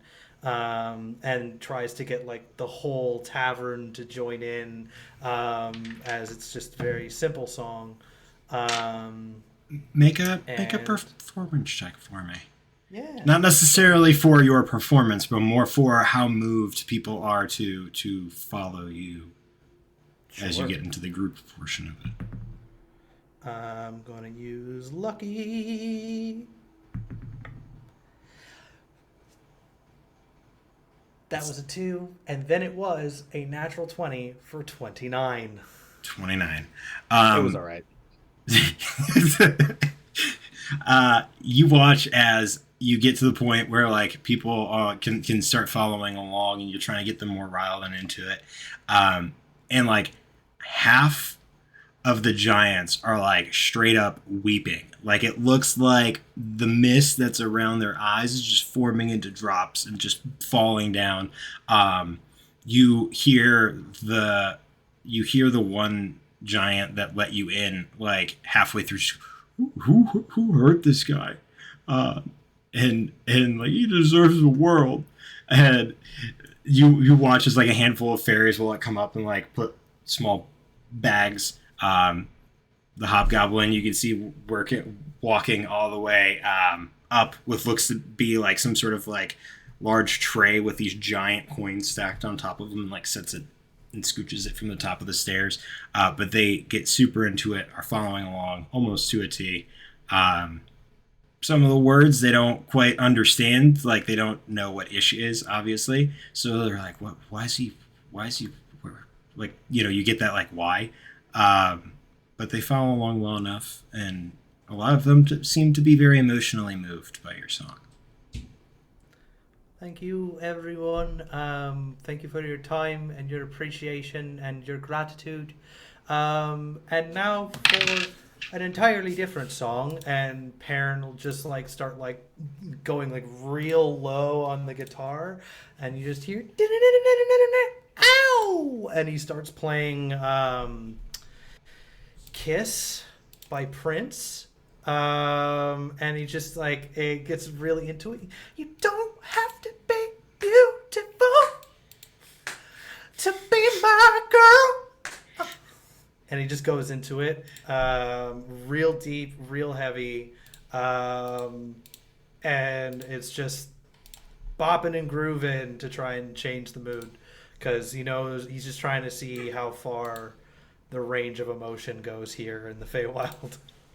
Perfect. At some point, Oak is gonna lean over to Eden and be like, "So you like using me and Finara, but I mean, I saw who he was looking at in that song."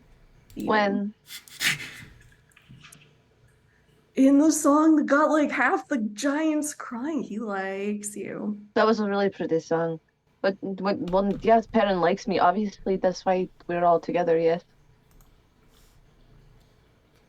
Would you like to roll an insight? I will Yeah. hint at that. Yeah, all right, let's see. I will tell you. You should roll insight. Okay, I got the 10, so. You rolled a 10. I have a -1 to deception, and I rolled a 4. Yeah, Great. Eden is clearly just like Dodging the question. purposely just like, oh yeah. And I think at this Okay, if moment, you don't want to talk about it, we don't have to talk about it. I'm just saying. I think at this moment, Oak like is clearly Perrin, getting tipsy. Perrin does like a little like cross and like spin, and this is when the chorus hits. It's like, you don't have to be rich to be my girl. You don't have to be cool to rule my world. Ain't no particular sign I'm more compatible with. I just want your extra time and yo ding. It looks again right at Eden. Kills, and it just like goes back into it, bopping away. Yeah, Eden just looks straight faced and then looks over at Oak. I really don't know what you're talking about. As Corvus has been studying any giant runes that are around, has been noting them all and working to translate his understanding of it. It's all Corvus is But focused on. Corvus, I have an important question for you. That's Corvus. I don't know. There's like somebody spiked Oak string. But to say, Eden has already gone through at least one of them and is just starting to get a little happy. Corvus, you have to answer the question. Okay.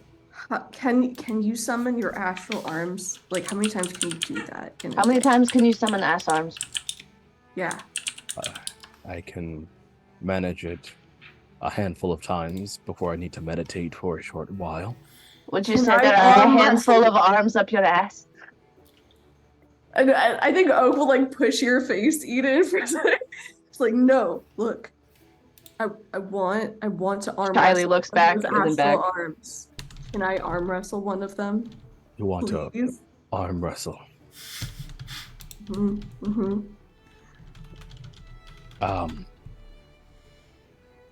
It'll be fun. I want to see.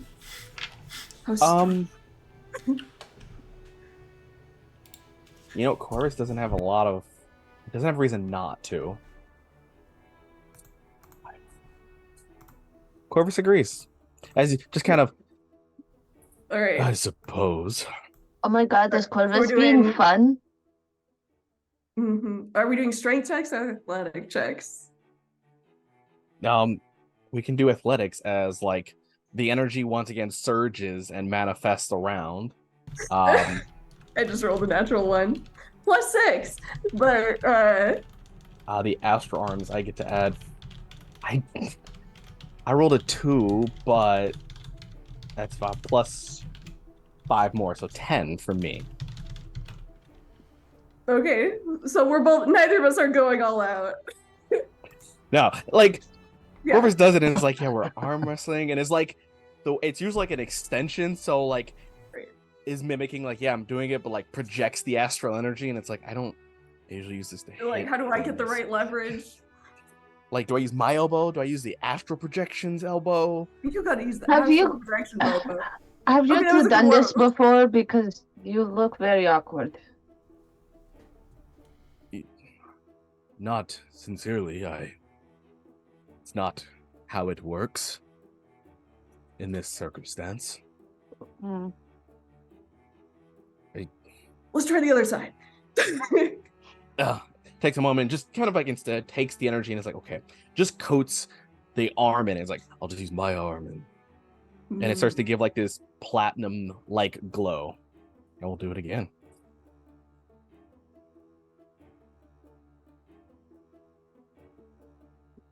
Plus 5, 25.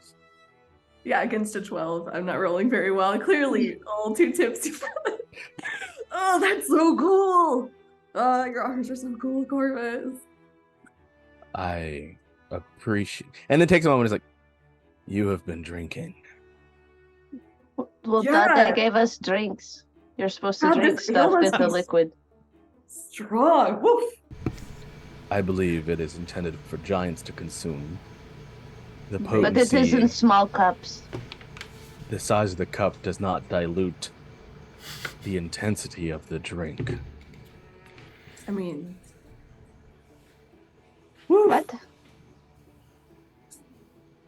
I mean, he's just Ah. saying they could just drink bigger cups of. Eden's just gonna start stuff. talking in Sylvan at this Right. point. Like it's like been mismatched and now it's just straight Sylvan.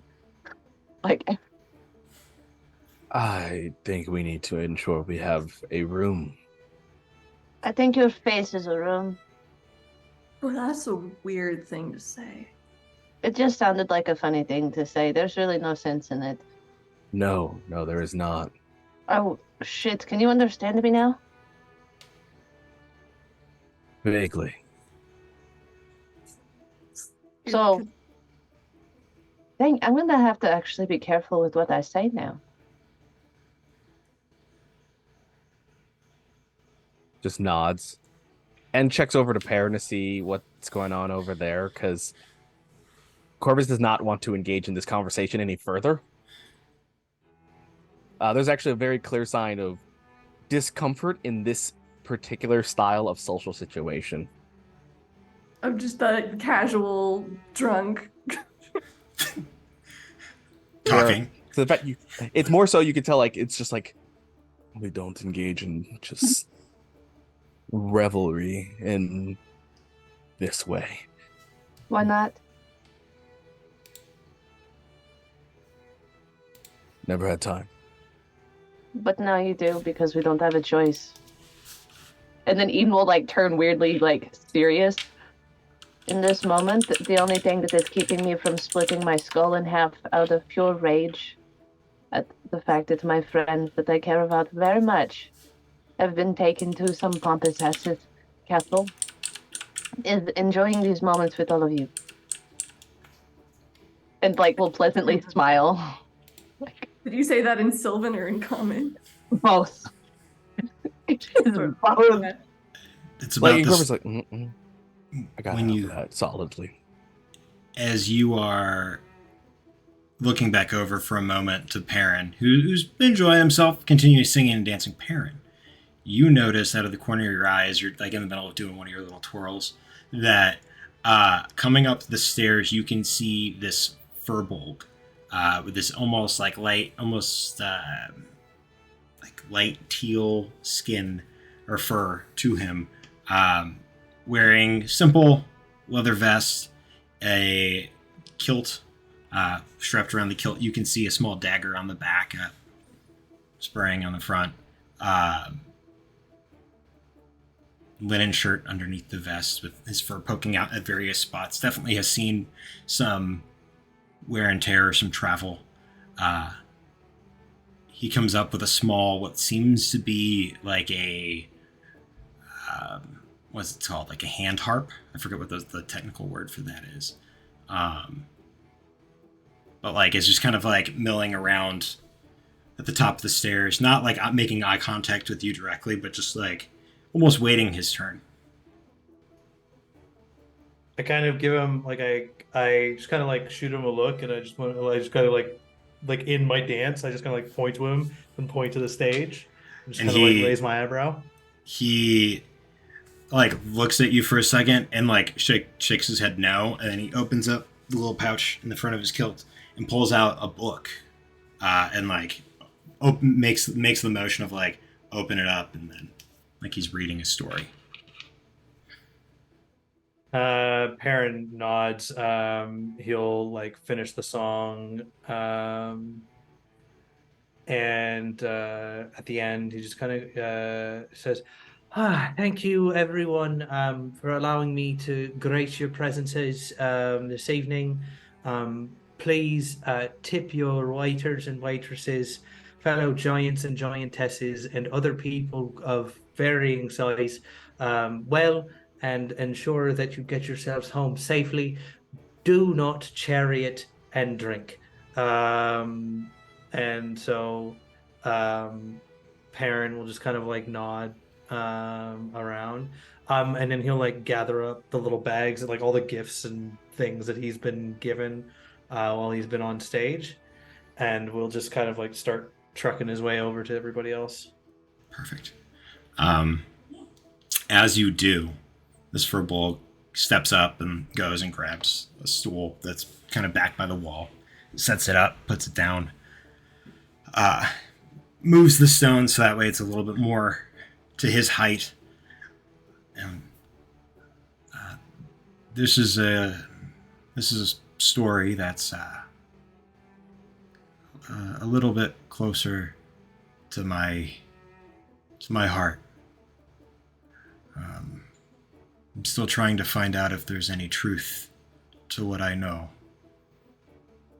And he begins to strum, and immediately when he begins playing his harp, it goes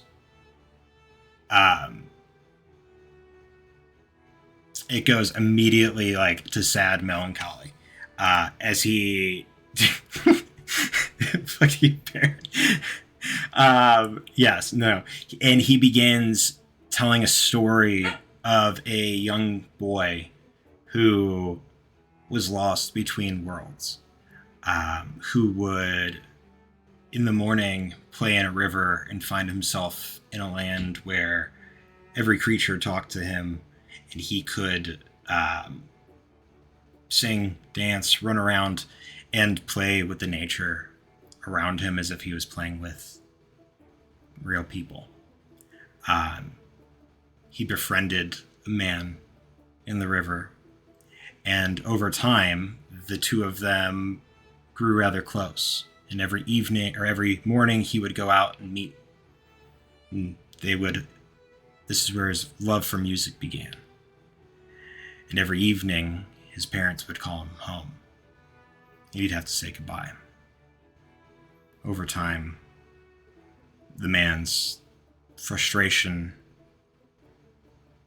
with this kid leaving grew and grew. Till one day the boy awoke, went out, and as evening fell, his parents didn't call him home. Instinctively, he left anyway to find that his parents were gone. And the next morning, when he attempted to try to enter the Feywild, he couldn't.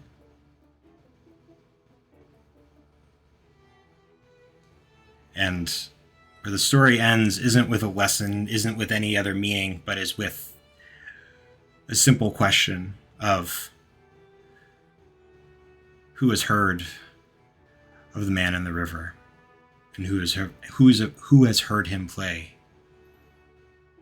And with that, there's no answer. The tavern, deathly quiet. The Furbolg nods, picks up his stuff, and begins to leave. Have I heard of the man in the river? Roll a history check.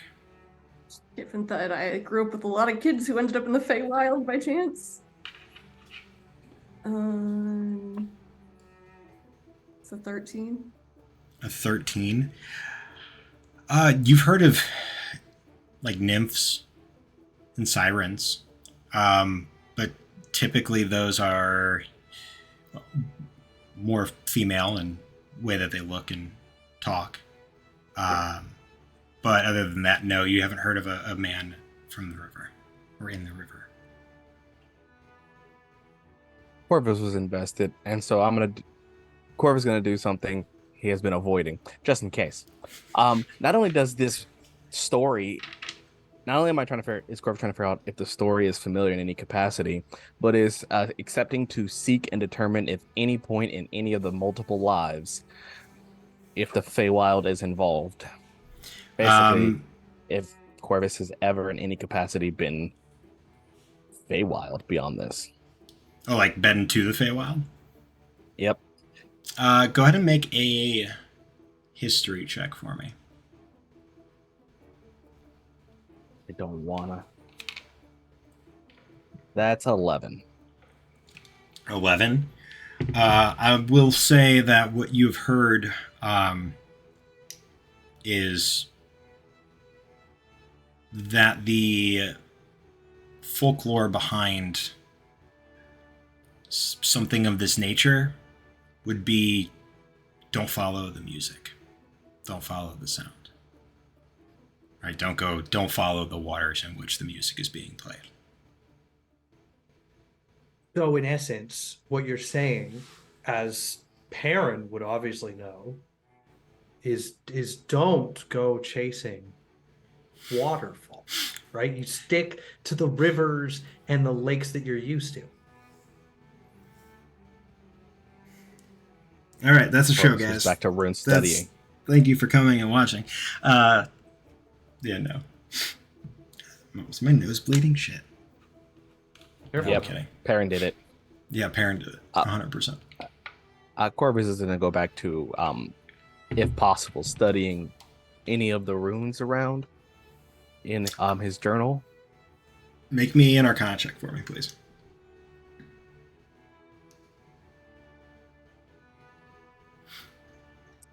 I'm going to use the... What was I given? It's a luck? Yeah, because I want to know. What love is? Exactly. Yeah, it's a giant. 7. It's a giant rune. You are not able to really decipher any of the runes that are in this room. Actually, is it possible I can add my proficiency with calligrapher's tool supplies at least? Do you know giant? I don't know giant. I have Then no. The one I Then have no. it does only partial. Yeah. Damn. Then no. I'm going to at least copy everything I see and deal with it later. Yeah, you can definitely try. 100%. Copy some stuff down as you're like looking up and staring at it. As the Furbolg leaves, not head slumped, but definitely just kind of in that manner that he arrived. This very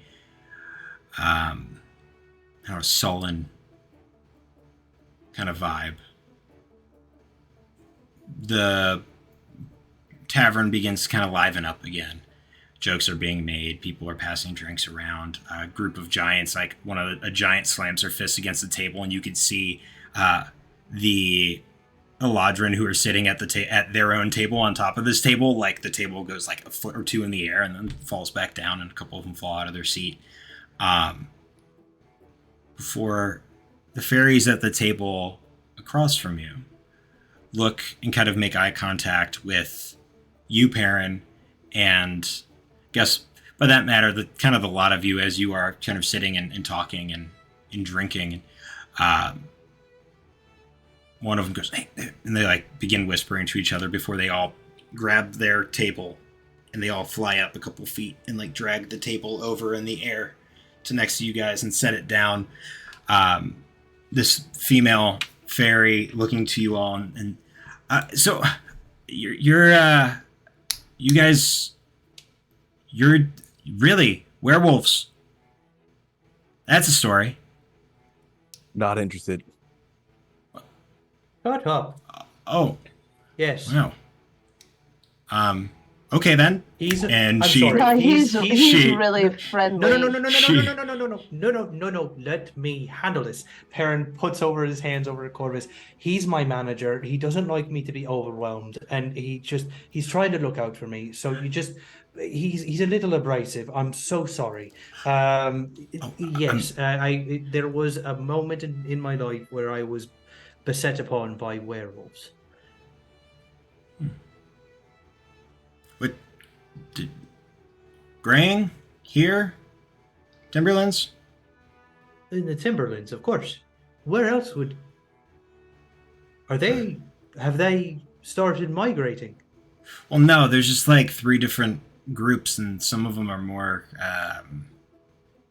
ruthless than others. And so it's, the ones in the graying really just scare you. They don't really harm you at all. The ones in the winter court, the timber ones, those ones get pretty gnarly. I can imagine. And then Perrin just kind of like, as he goes to like turn his back towards them, he's going to put his hand over his shoulder and cast Prestidigitation, and he'll pull his tunic down, and there'll be like scars of like ripped out wings that he shows them. And then he just goes, Shit. Trust me, they're vicious no matter where you get them. I mean, I'm sorry for you. That's a friend of a friend's had similar situations, so I can relate. Not with the werewolves, but yeah. Hags. I mean, was it hags? Maybe? Oh no, it was an elf. Oh. But it wasn't like in points to the table with the Eladrin. Wasn't one of those. Like, those are cool and all, but they ain't that strong and they ain't that powerful. So what did it look like? I mean, kind of like you, but like without all this on your head, and her, and points to Oak, but like a mix of you two, where like they were bigger than you in size and like, but smaller than her. Okay, this is interesting. The missing link. We'll keep an eye out for that. Sure. You guys are okay. So you got a lot more flowers than child from the future that's transported. Oak is totally gone right now. Is she okay? Does she need some water? She's not used to drinking this much bubble water. Oh, okay. Hey, Maeve, and another.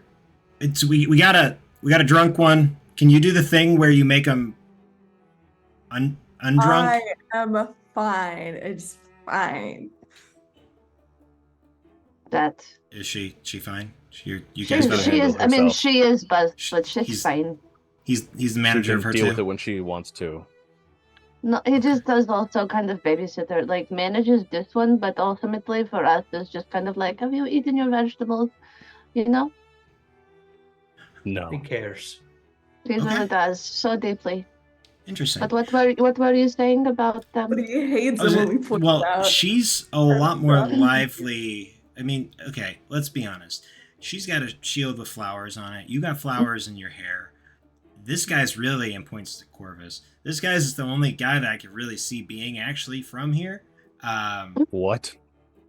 I mean, like, and Perrin is laughing so I mean, hard. your mood fits here perfectly, like to a T. If it wasn't for us being in a place where we were social, I'd probably be at your throats right now, which is probably where you would be too.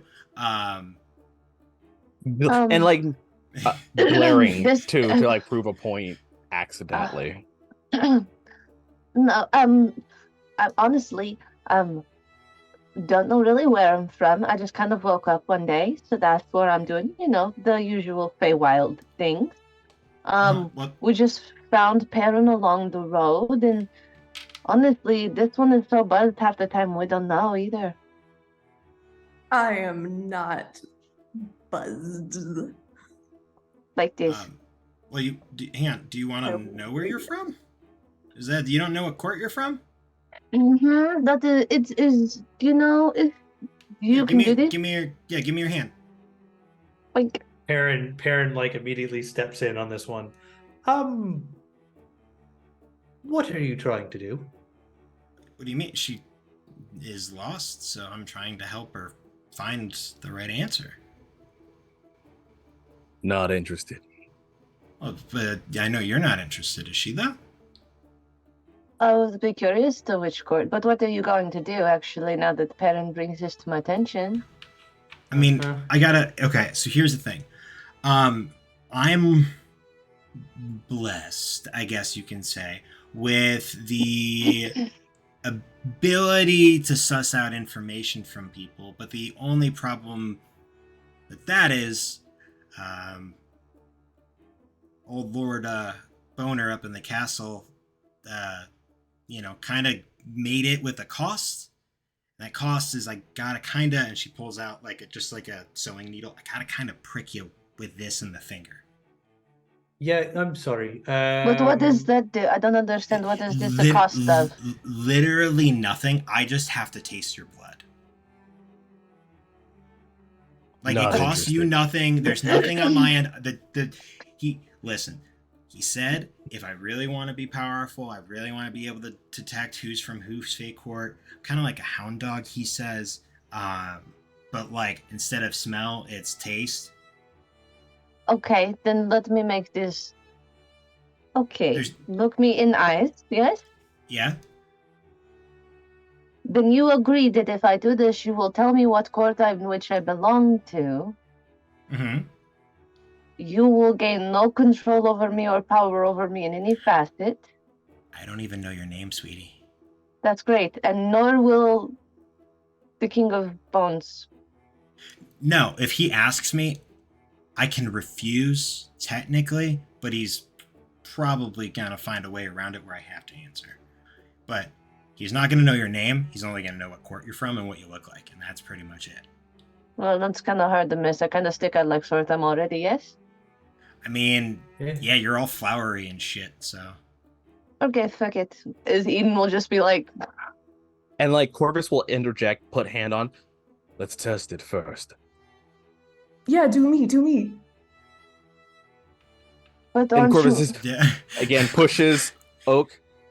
What? Let's see what happens.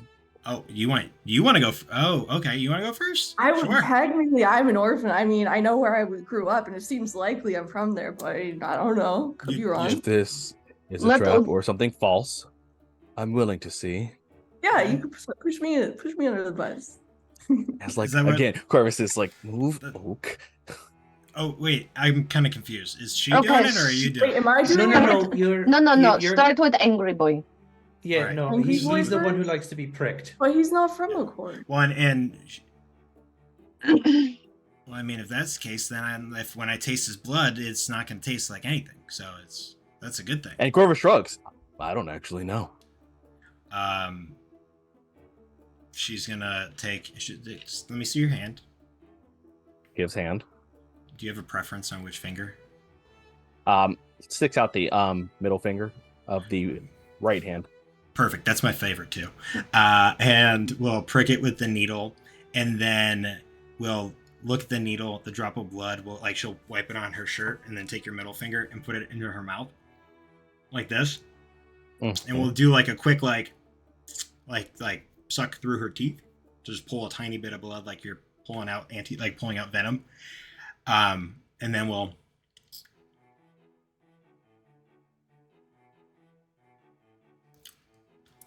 Yep, nothing. Good to know. I was worried that I might.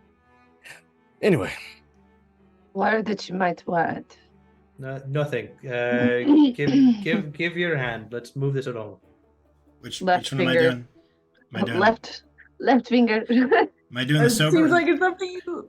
Am I doing the drunk one or the less drunk one? The Let's less start drunk here. one. Let's start here. I'm a little more capable of understanding the situation. All right. She will prick your finger again. Look at it. Wait for a drop of blood to fall off the needle. Wipe the needle on her shirt. Take your finger.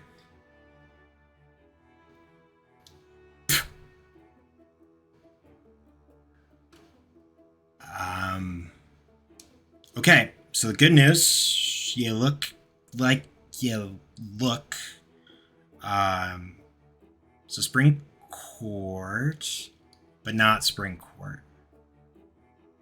So like the graying near the spring court? No, like imagine if the spring court was, I don't know, there's like a rancidness to it. Could it be because she's like born of the spring court but never really lived there? So it's like tainted. Love. Wait, Tainted love. man, you are a Speak really plainly. good bard. I don't know what court she's from because even though it tastes like spring court, it's bitter. Does it taste like other courts? No. But you feel like it's like It's- a fool's gold kind of like taste. it's like if somebody took the spring court and said, I'm gonna change you. I don't know. I've never, like, listen, I've done this. I've pricked a lot of people and I have not tasted anything that has tasted like this. And you only can taste if someone is of a court. Listen, there are 4 courts. The graying don't count here. Because Okay. even if you live in the graying, you still count for one of the 3, or used to, so your blood still feels it. Unless you were born in the What- graying, which what- there Okay, aren't many then people born in the graying. okay, then you give it a try. Maybe Corvus like gave you bad taste in the mouth.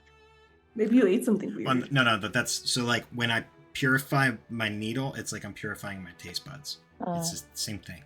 I see. It like refreshes the senses. And she'll take your finger, Oak, same thing. Put your finger in the mouth, switch it around for the second, swallow. Summer. Really? Yeah, there's like a lot of. It's got this like Spicy. It's warm. It's not quite. Yeah, I guess spicy would be not like hot spicy, but like warm spicy. You want to try it? Like you could. It's, I don't know. You might have that power. You have that power? Does the needle require it, or is it just a method to draw Oh, blood? the needle is how I draw blood. I mean, I could get a lot messier. Sometimes I have, but like, what's the point if they're just dead? Then I don't need the information. How does one acquire this ability to taste the court? Well, I kind of had it growing up naturally. It only amplified. Really, before I was just be able to tell whether or not somebody was in the part of the fall court or not a part of the fall court. And then I talked to the Skeleton King. He's like, "Yo, if you drink this, then it'll be heightened, but you'll also be connected to me, and you have to do it by taste and blood."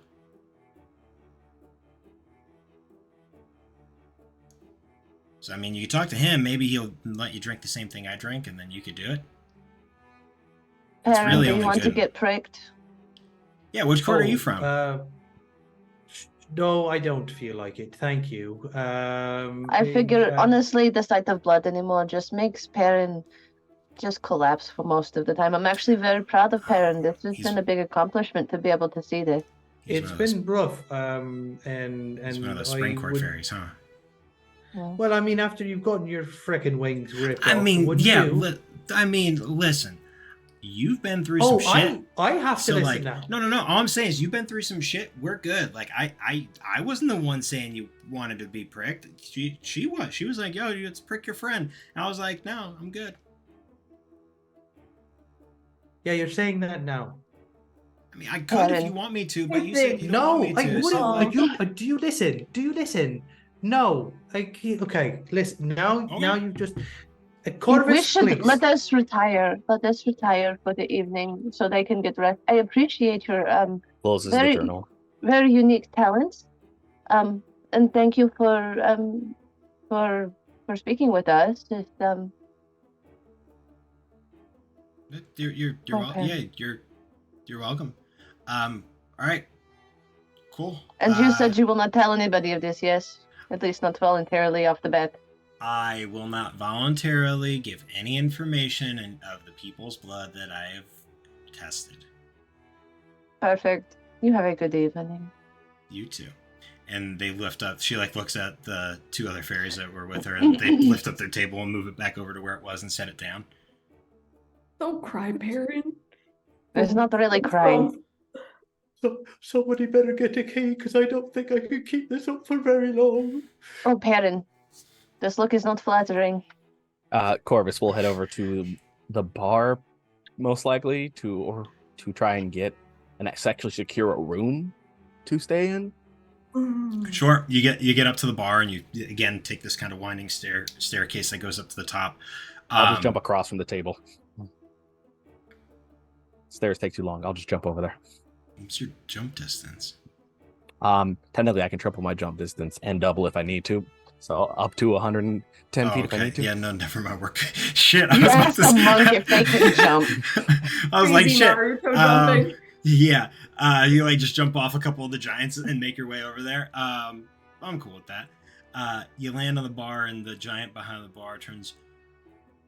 Hello. You were with the.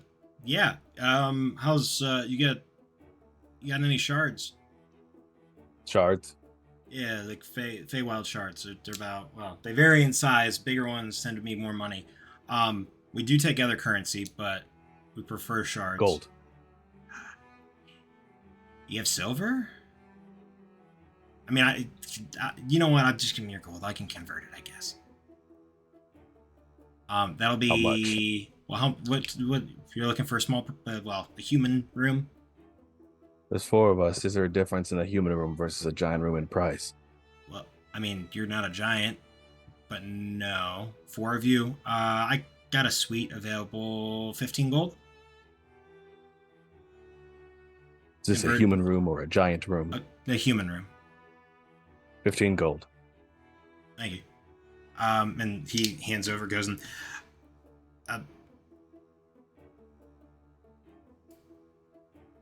You! Which one are you again? And he turns around. Skrell? Alright, Skrell, go give me a key. Alright. And runs, the goblin runs, grabs a key, brings it over to you. Here you go, sir. Hands it over to me. Yeah.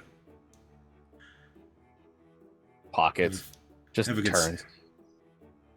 Where do I... Is it just up? Yeah, so if you take, and you can see like a little pulley, like almost like a pulley elevator. If you take that will go up to the 2nd floor, and you can access the halls that go to the humanoid rooms. Goes back and starts jumping back over. Room's ready. Perfect. I think Perrin is starting to melt. They've insulted me, and they have brought up my trauma. Make a performance check, please, for the love of God. 14. Not great, Bob. Not great.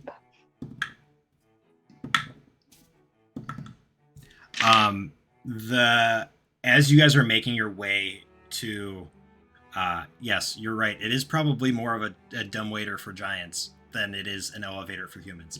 But head over to this elevator. Your giant friend who greeted you upon your entrance to this town sees you crying. He goes, who did that to you? Don't worry about it. It's not your fault to take care of me. And he kind of like turns into Corvus and starts just like bellowing. Lay it on. He waits for the 2 of you to pass before he like puts a hand in front of Eden and Oak. Okay, who really made Mr. Wingless cry? Oh. So basically, there were some fairies, and it was really what happened was Perrin saw them flying their table around, and it just, reminded Perrin. But it's not like they were really trying. Yeah, it was just, And he stands yeah. up and walks over to your table and straight up just fucking scoops the table up and says, nobody disrespects my guests while they're here. You can fuck off. And takes the table and just chucks that out the fucking window with all the fairies, and all you hear is "Ah!" as all the fairies are fucking flying out the window. Oh God, that is not my intention. It's really, wow. I feel bad. Oh, it's fine. They won't actually hit anything. They'll fly. That's shit. true. I'm gonna leave now before I upset Mr. Perrin. Yeah, it's because thank you so much for everything and for guiding us here. Perrin, come. It's okay. It's okay. Come on. Don't worry. We'll get the fluffy bunny stuffy up here for you. It's okay. It's in the bag. As Eden start walking Perrin forward and like smirking down at him with just like this absolute ridiculous something or other as like they're walking. There's like the sound doesn't stop of him like sobbing and everything, but like he like looks back up at her, like gives her a wink and goes back to And like as we're going that way, Corvus will like kind of go like poke at Oak. I'm curious, what purpose does the Spring Court serve overall here? That's a big question. Like, what do you mean, like in the balance of the Fae? Like More so, yes, in the Feywild and how it all works here. What is the Spring Court? That's a deep question, man. Maybe I should open my mouth and let a deeper, more masculine voice explain what I would know about that. In terms of, okay, let's narrow down that question because that's a very broad question. And I will lead towards Please why. Okay. Corvus is trying to understand, since there's a term of it described that the blood of Eden was rancid, but Spring Court, if Corvus can understand the core essence of what the Spring Court is, might be able to get a better insight as to what rancid would mean in the context of like balance and like the essence of one way would be the other. Corvus is doing some first level Renee, detective work. I'm from Illinois, not from Pennsylvania, you fuck.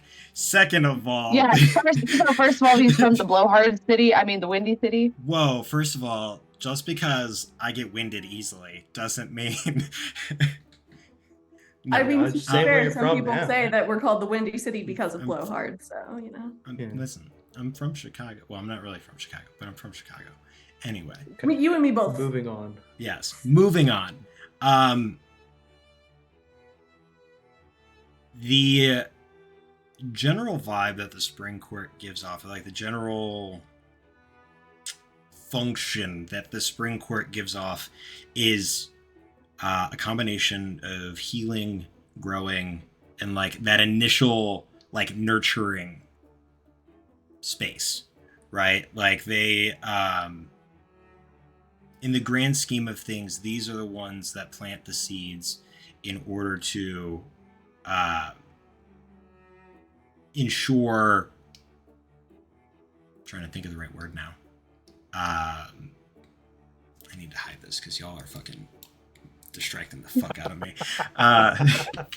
Goddamn piece of this shit. I love you.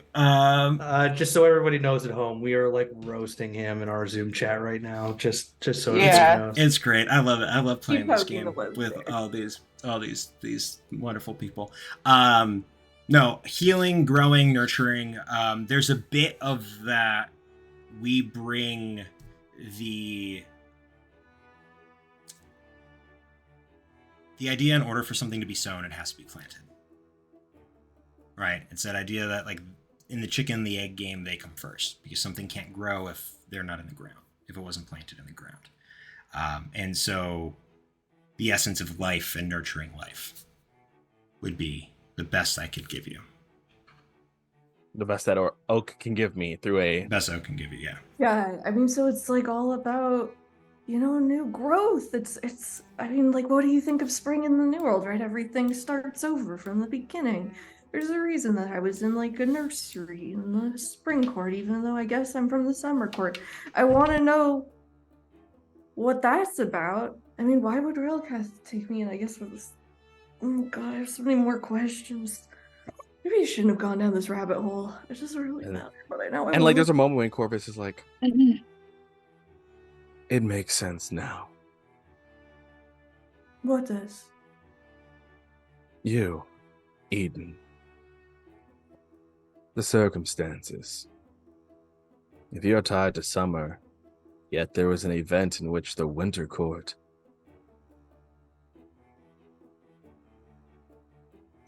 you serve a purpose, whether or not you are the focus of it or simply attached to it. I maybe should have taken up on the person who could make my thoughts go better, but I am not following you at all. Could you explain more, please? If you are of the summer court, yet raised in spring, and your kin assaulted by winter, and my understanding is winter is dangerous, combative. The opposition would be summer. Conflict. I don't know what source or why, but you are tied to that conflict, I believe, directly. Whether you are the child of someone important or were meant to be something more important. You or someone close to you, your parents perhaps, may have been targeted. This is just conjecture. It's spiraling from my understanding of who Eden is. I don't know if Ivy's also from the summer court. I hadn't even thought about that. My concern is that Ivy was a bystander in something that you, unfortunately, were tied in. Or each of you were. I don't I have know. to sit on it more before I 'Cause add to the confusion. I mean, my understanding up until now is that as the Xantherum is invasion, and then they're just I don't know why they have Fey magic. That part doesn't make any sense, but everything I know was that she was attacked by the Xantherum Raiders because she was like, no more Raiders, they're bad. And I tried to stop her, and she called me a coward. That was the last time I ever spoke to her. I wonder if she knew something. I don't know why she wouldn't have told me. She did. We'll find answers. I think it's best to sleep for now. And Corvus, you have the key, and Perrin won't stop crying. it's over. Goes to open. Let As you- us retire. And As you just open opens the the door. door. Yeah, you open the door, look inside. It's a quaint little room. It's got 2 bunk beds, a nice little like sitting table that can seat 4 of you, a space for like washing your face and like breaking down for the night, and a small dresser with a handful of drawers in it. Nothing super special, but it's a nice little space that you guys can call home for the night. Corvus will attempt to we'll try to partially pull away Eden while still in our sweet space to try and converse, kind of like not pulling you, Eden, but kind of trying to get a private-ish conversation. Mm-hmm. If you allow for Corvus to pull you to the side. Eden, I have a few questions. I just want clarity. Mm-hmm. Until now, even still, we're not certain, but you don't know what court you had belonged to, right? This is true, but I didn't really know if I had a court at all. My memories start as a child in the Briar. I've had flashbacks since we've all met of my father's face, which is the first time I've experienced this. But I recognized one of the children in the Grove place. But then I lived in the Briar, and then I left the Briar, and then I met all of you, so I'm almost shocked to have any belonging. You had made a point then, if the monster in you were to be something we cannot control. That was a request of sorts. Mm-hmm. And so, I know your ability to make things grow. I've seen you spread vines and briar. From the flowers upon you, that fairy spoke of something rancid. Mm. But not of decay or harvest like fall seems to present, or the barrenness that winter presents. Eden, since the time you have become aware and have met the group, before I arrived, at any point after, have you planted roots of any kind beyond your own personal magic?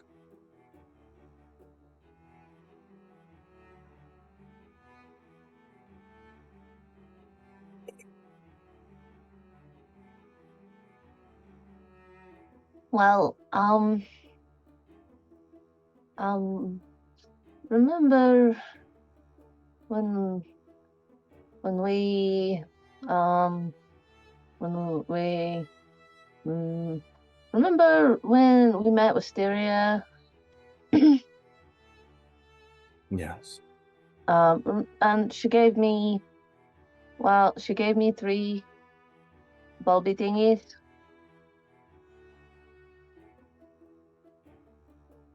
Did you?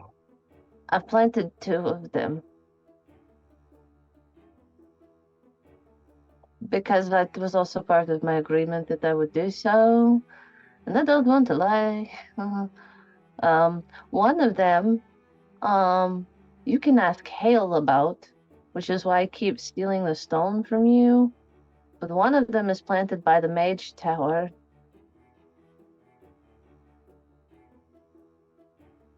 Stuff came out of it. But they Yes. killed it. So that's fine now. Where did you plant the other? This one I've kind of feel, we should really check on those children with the lemonade stuff. I kind of planted it by the light tower house on the beach place. You've only planted 2. Mm-hmm. Where is the third? It is in my cauldron. And I have to plant it, Corvus. Eden, I may not be of the Feywild to know the depth, but you speak of this monster that you might harbor. If even half of what this fairy implied is true, planting that seed brings nothing but overgrowth, consuming, and pain. Okay, so I was told that it was supposed to help everything, and here's the crappy part. Even if I didn't want to, I'm in agreement to do so. What did you promise exactly? That I would plant them. Okay, so tell us what you plant one. And promise what happens afterwards. Well, if what Hale has said is true, since you are both apparently listening, um, It's a small room. What can I okay, this is true. But if what Hale, the reason that I planted it there, because Hale can watch it. Hale has been studying and watching, and Mhm. if you try to mess with this plant and come at it with ill will, it will try to kill you. Okay, so come at it with good weapons. Or just not, maybe we don't. Really, if I'm honest, I was just gonna plant it somewhere, to kind of walk away, and then pretend it was not there. The planting, is it anywhere? Or were you told specifically on a material plane to do so? No, and actually, now that you say that, I was actually gonna be really sneaky. Only because you've caught me in this, I was actually going to plant it. Um, I was kind of thinking about being snarky a little bit because the people kind of keep upsetting me, and I was gonna plant it like maybe, I don't know, like winter court or maybe at the edge, something fun. Um, it was a thought that I had. I hadn't promised to do it. I was just thinking about it, and you kind of caught me in this. And I'll be honest, I told you I would not lie. And you were just told it would make things better if you planted. Yep.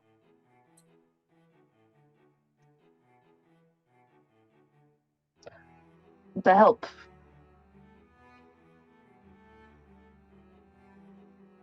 And you see, it's like just there's this like shock on his face as I I wasn't going to put anybody in harm's way. you already have. How?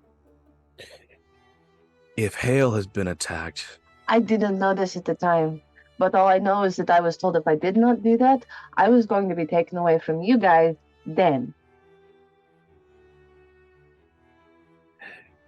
if the deal is you must plant them, then they can't force it if the deal has already been set. That's true. Um, Finn did talk Finn, to. Finn and I have. I'm sorry, what did my sister do? So Finn and I have talked about this a couple of times because Finn was trying to help me find a way to tell all of you because she's a really good person. Huh? Yes, she is. Just gonna put it out there. Well, from everything I've been told about the Winter Court, is that they are very aggressive. They're very spiteful, and you'll likely incur their wrath just by sneezing in the wrong direction. Which was why I wasn't going to do it while we were there. It was going to be on our way out because we have this scroll that Dolus gave me to make a quick shift back home. I was going to be like, cool, somebody start the plane shift spell. Fuck you guys, here is Bulb, and we leave because they're really hateful and they keep murdering people, apparently. Right, but sorry, Corvus, I see you having a thought there. I just need to finish mine here. Do you not think that just like for a modicum of a second, that perhaps that bulb seen by the Winter Court would perhaps direct them to the Spring Court where something like that would exist, and then perhaps might incur the wrath of the Winter Court upon the Spring Court? These don't really look like that. it's not about how it looks. Only the Spring Court makes things grow That is how they work with I planting a don't- I seed mean, and giving life. That's not strictly true. No. I mean, the summer. I mean, like. Also, no, obviously I hadn't thought about it, but I wasn't doing it yet either. And I might not have even done it because it might not even have worked. I mean, we just passed all those cornfields. This is the harvest time. Summer's full of life and vibrancy. This is just spring is extra special about growing. Like I said, I wasn't going to do it yet, maybe.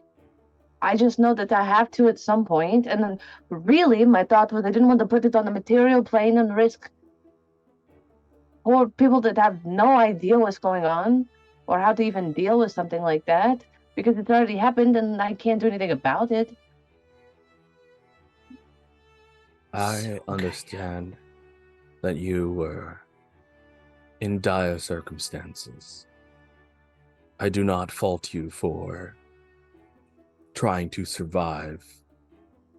All I ask is that if anything of your former life, these family, prior, whatever, Well, now that you just mention speak it, with us. And as Corvus just tight lips, you can see the squeezed teeth. well, now that you mention it, so the reason I started running actually when I started coming closer to the village is I'm pretty sure I heard one of them because she was singing at me, and so I could also just be hallucinating because scarecrows also scare me because she used to use them for games, and She would her- use scarecrows. scarecrows and werewolves, and her games really sucked. They're not fun and they were scary and they hurt. So I thought I heard her. So that was why I figured best thing to do was to run. But then I look back and I don't really see anything. So I also could just be paranoid. Because I'm also afraid that one of them is going to show up and I'm going to have to leave like right now, you know. Did they all use plants, growth, seeds? Bella mostly use just really weird stuff. Bella would use scarecrows and things a lot. Tonics. Wisteria, she could kind of grow stuff a little bit, but it was just more kind of off to herself making potions and stuff. Hemlock was really just bitter and hateful. And I don't think she likes to make anything alive. She really likes to kill people, and just for full transparency, likes to use fairy wings for things. One would grow, one would kill.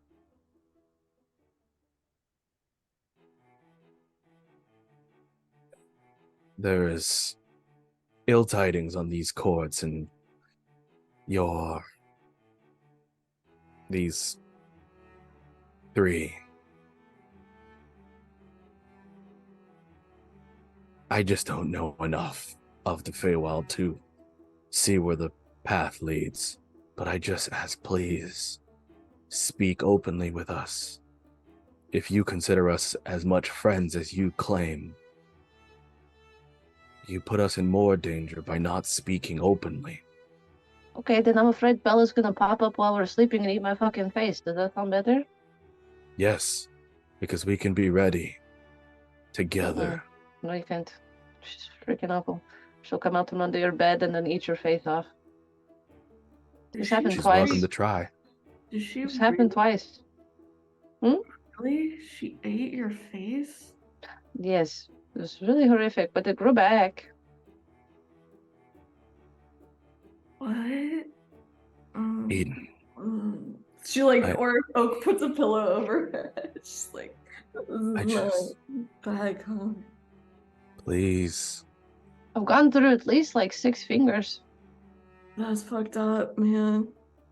That's really fucked up. I mean, I told you there's a reason I don't like Bella. Yeah, I mean, some people don't like their caretakers because they just yell at them or didn't let them eat strawberries or something. But that's another And it grew back? Well, I mean, obviously, but that, oh, Pretty fast, actually. That's. Yeah, the kind of like when Perrin cut off the little branchy thing. Just bloop, right back. You just have natural regenerate, okay. I don't know if it's the same for my face here. I'd really rather not try that. No. Perrin just like walks over to Oak and just grabs her hand and goes, "Come on, darling," and just like walks her over to bed. And then like I think I'm already in a bed. I imagine I'm just lying down. Perrin Here's- will just start petting her. She's the her. person where she hears one word and like stops being passed out. And it's like, hey, did you know that thing? Yeah, no, I mean that's kind of. I just kind of picture myself like flopped face forward, and then she'll look over and be like, "But this thing, why does everything?" I spinning?" promise I will tell you when I did these things. More, I worry for you all. In Okay. general. Just tell us when you plant the next one, because we could like try before you plant it. Yeah, I mean, like, or like, as you're like, I'm gonna plant it, and then you plant it, and then we could dig it up, and then we can go. Can't dig it up, I'm afraid. What? Because I think it would try to kill you. Well, we'll find out. Lots of things have tried to kill us, and we are not dead yet. But I don't want to deal with the tree. Just They're not very nice. when you said they would take your fingers and things like this, Mhm. would they ever brew things after? Mostly hemlock. If she was really angry at you, she would totally take, finger, tongue, whatever, and just doop and right into dinner. Oh, your tongue? Not mine. No, I'm. And we rest, we prepare, we gather for Nara and Art. We continue forth. And Eden, we work together.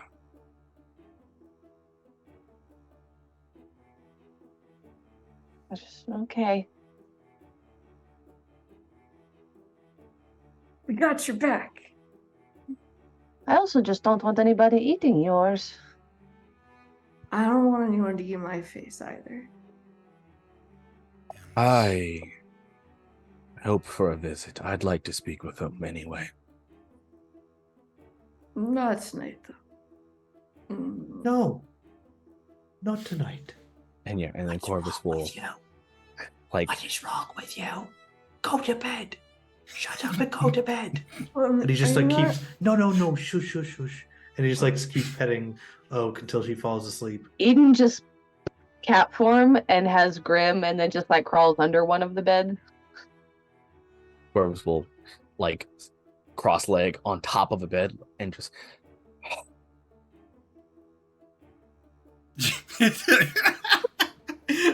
I love it. I love it.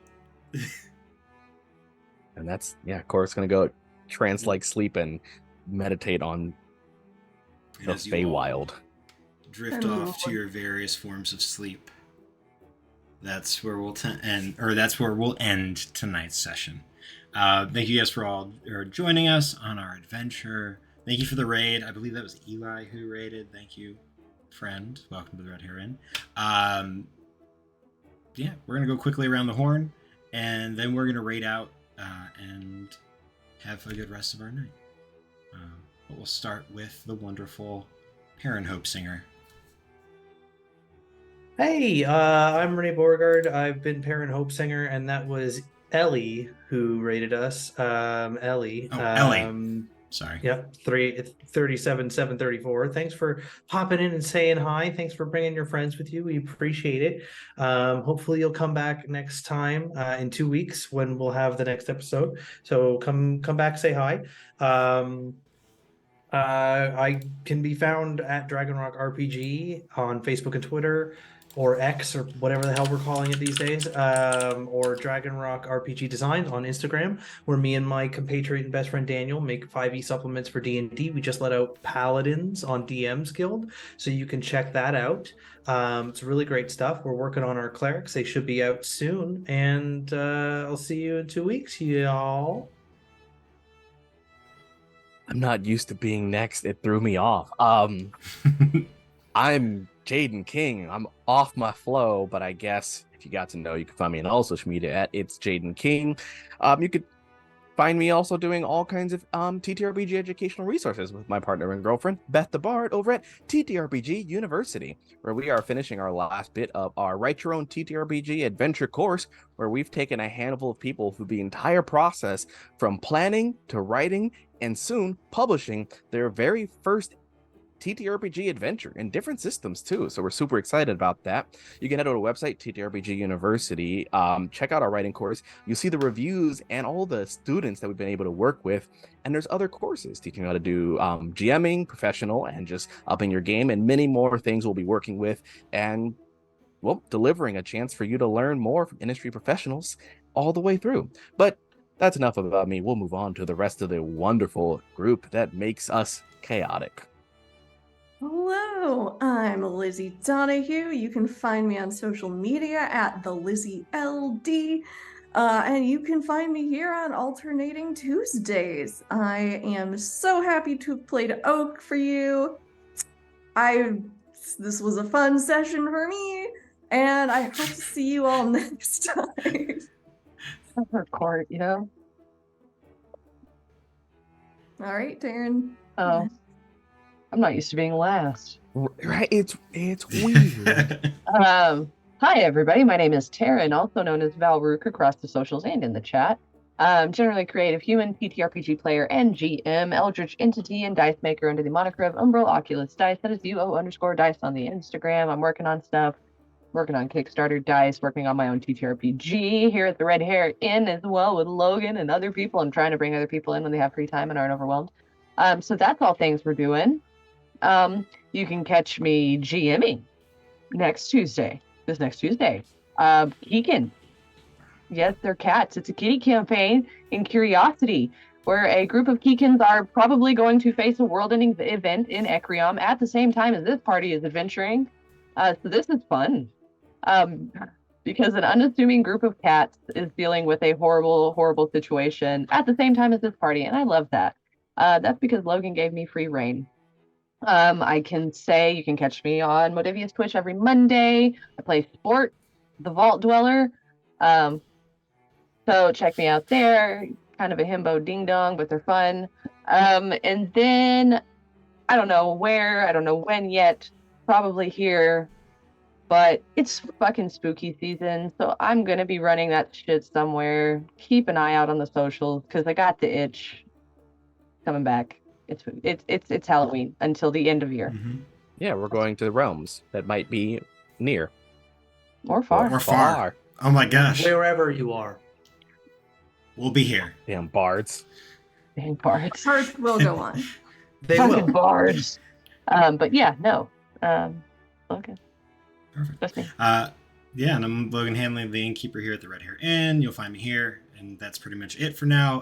Playing Baldur's Gate the rest of the week as my final week before the school year kicks off again. I don't know. I'm That felt sad. so short. It did. Well, because I worked summer school all summer too, so like I really only got 3-4 weeks off the whole summer, which I guess is, I can't complain about that because other people don't get that. Anyway, we're gonna raid out. Go check out Quest and Chaos. Buy him a pint on the house. And until next time, my friends, stay safe and adventure awaits. Bye, y'all. Good night, everybody.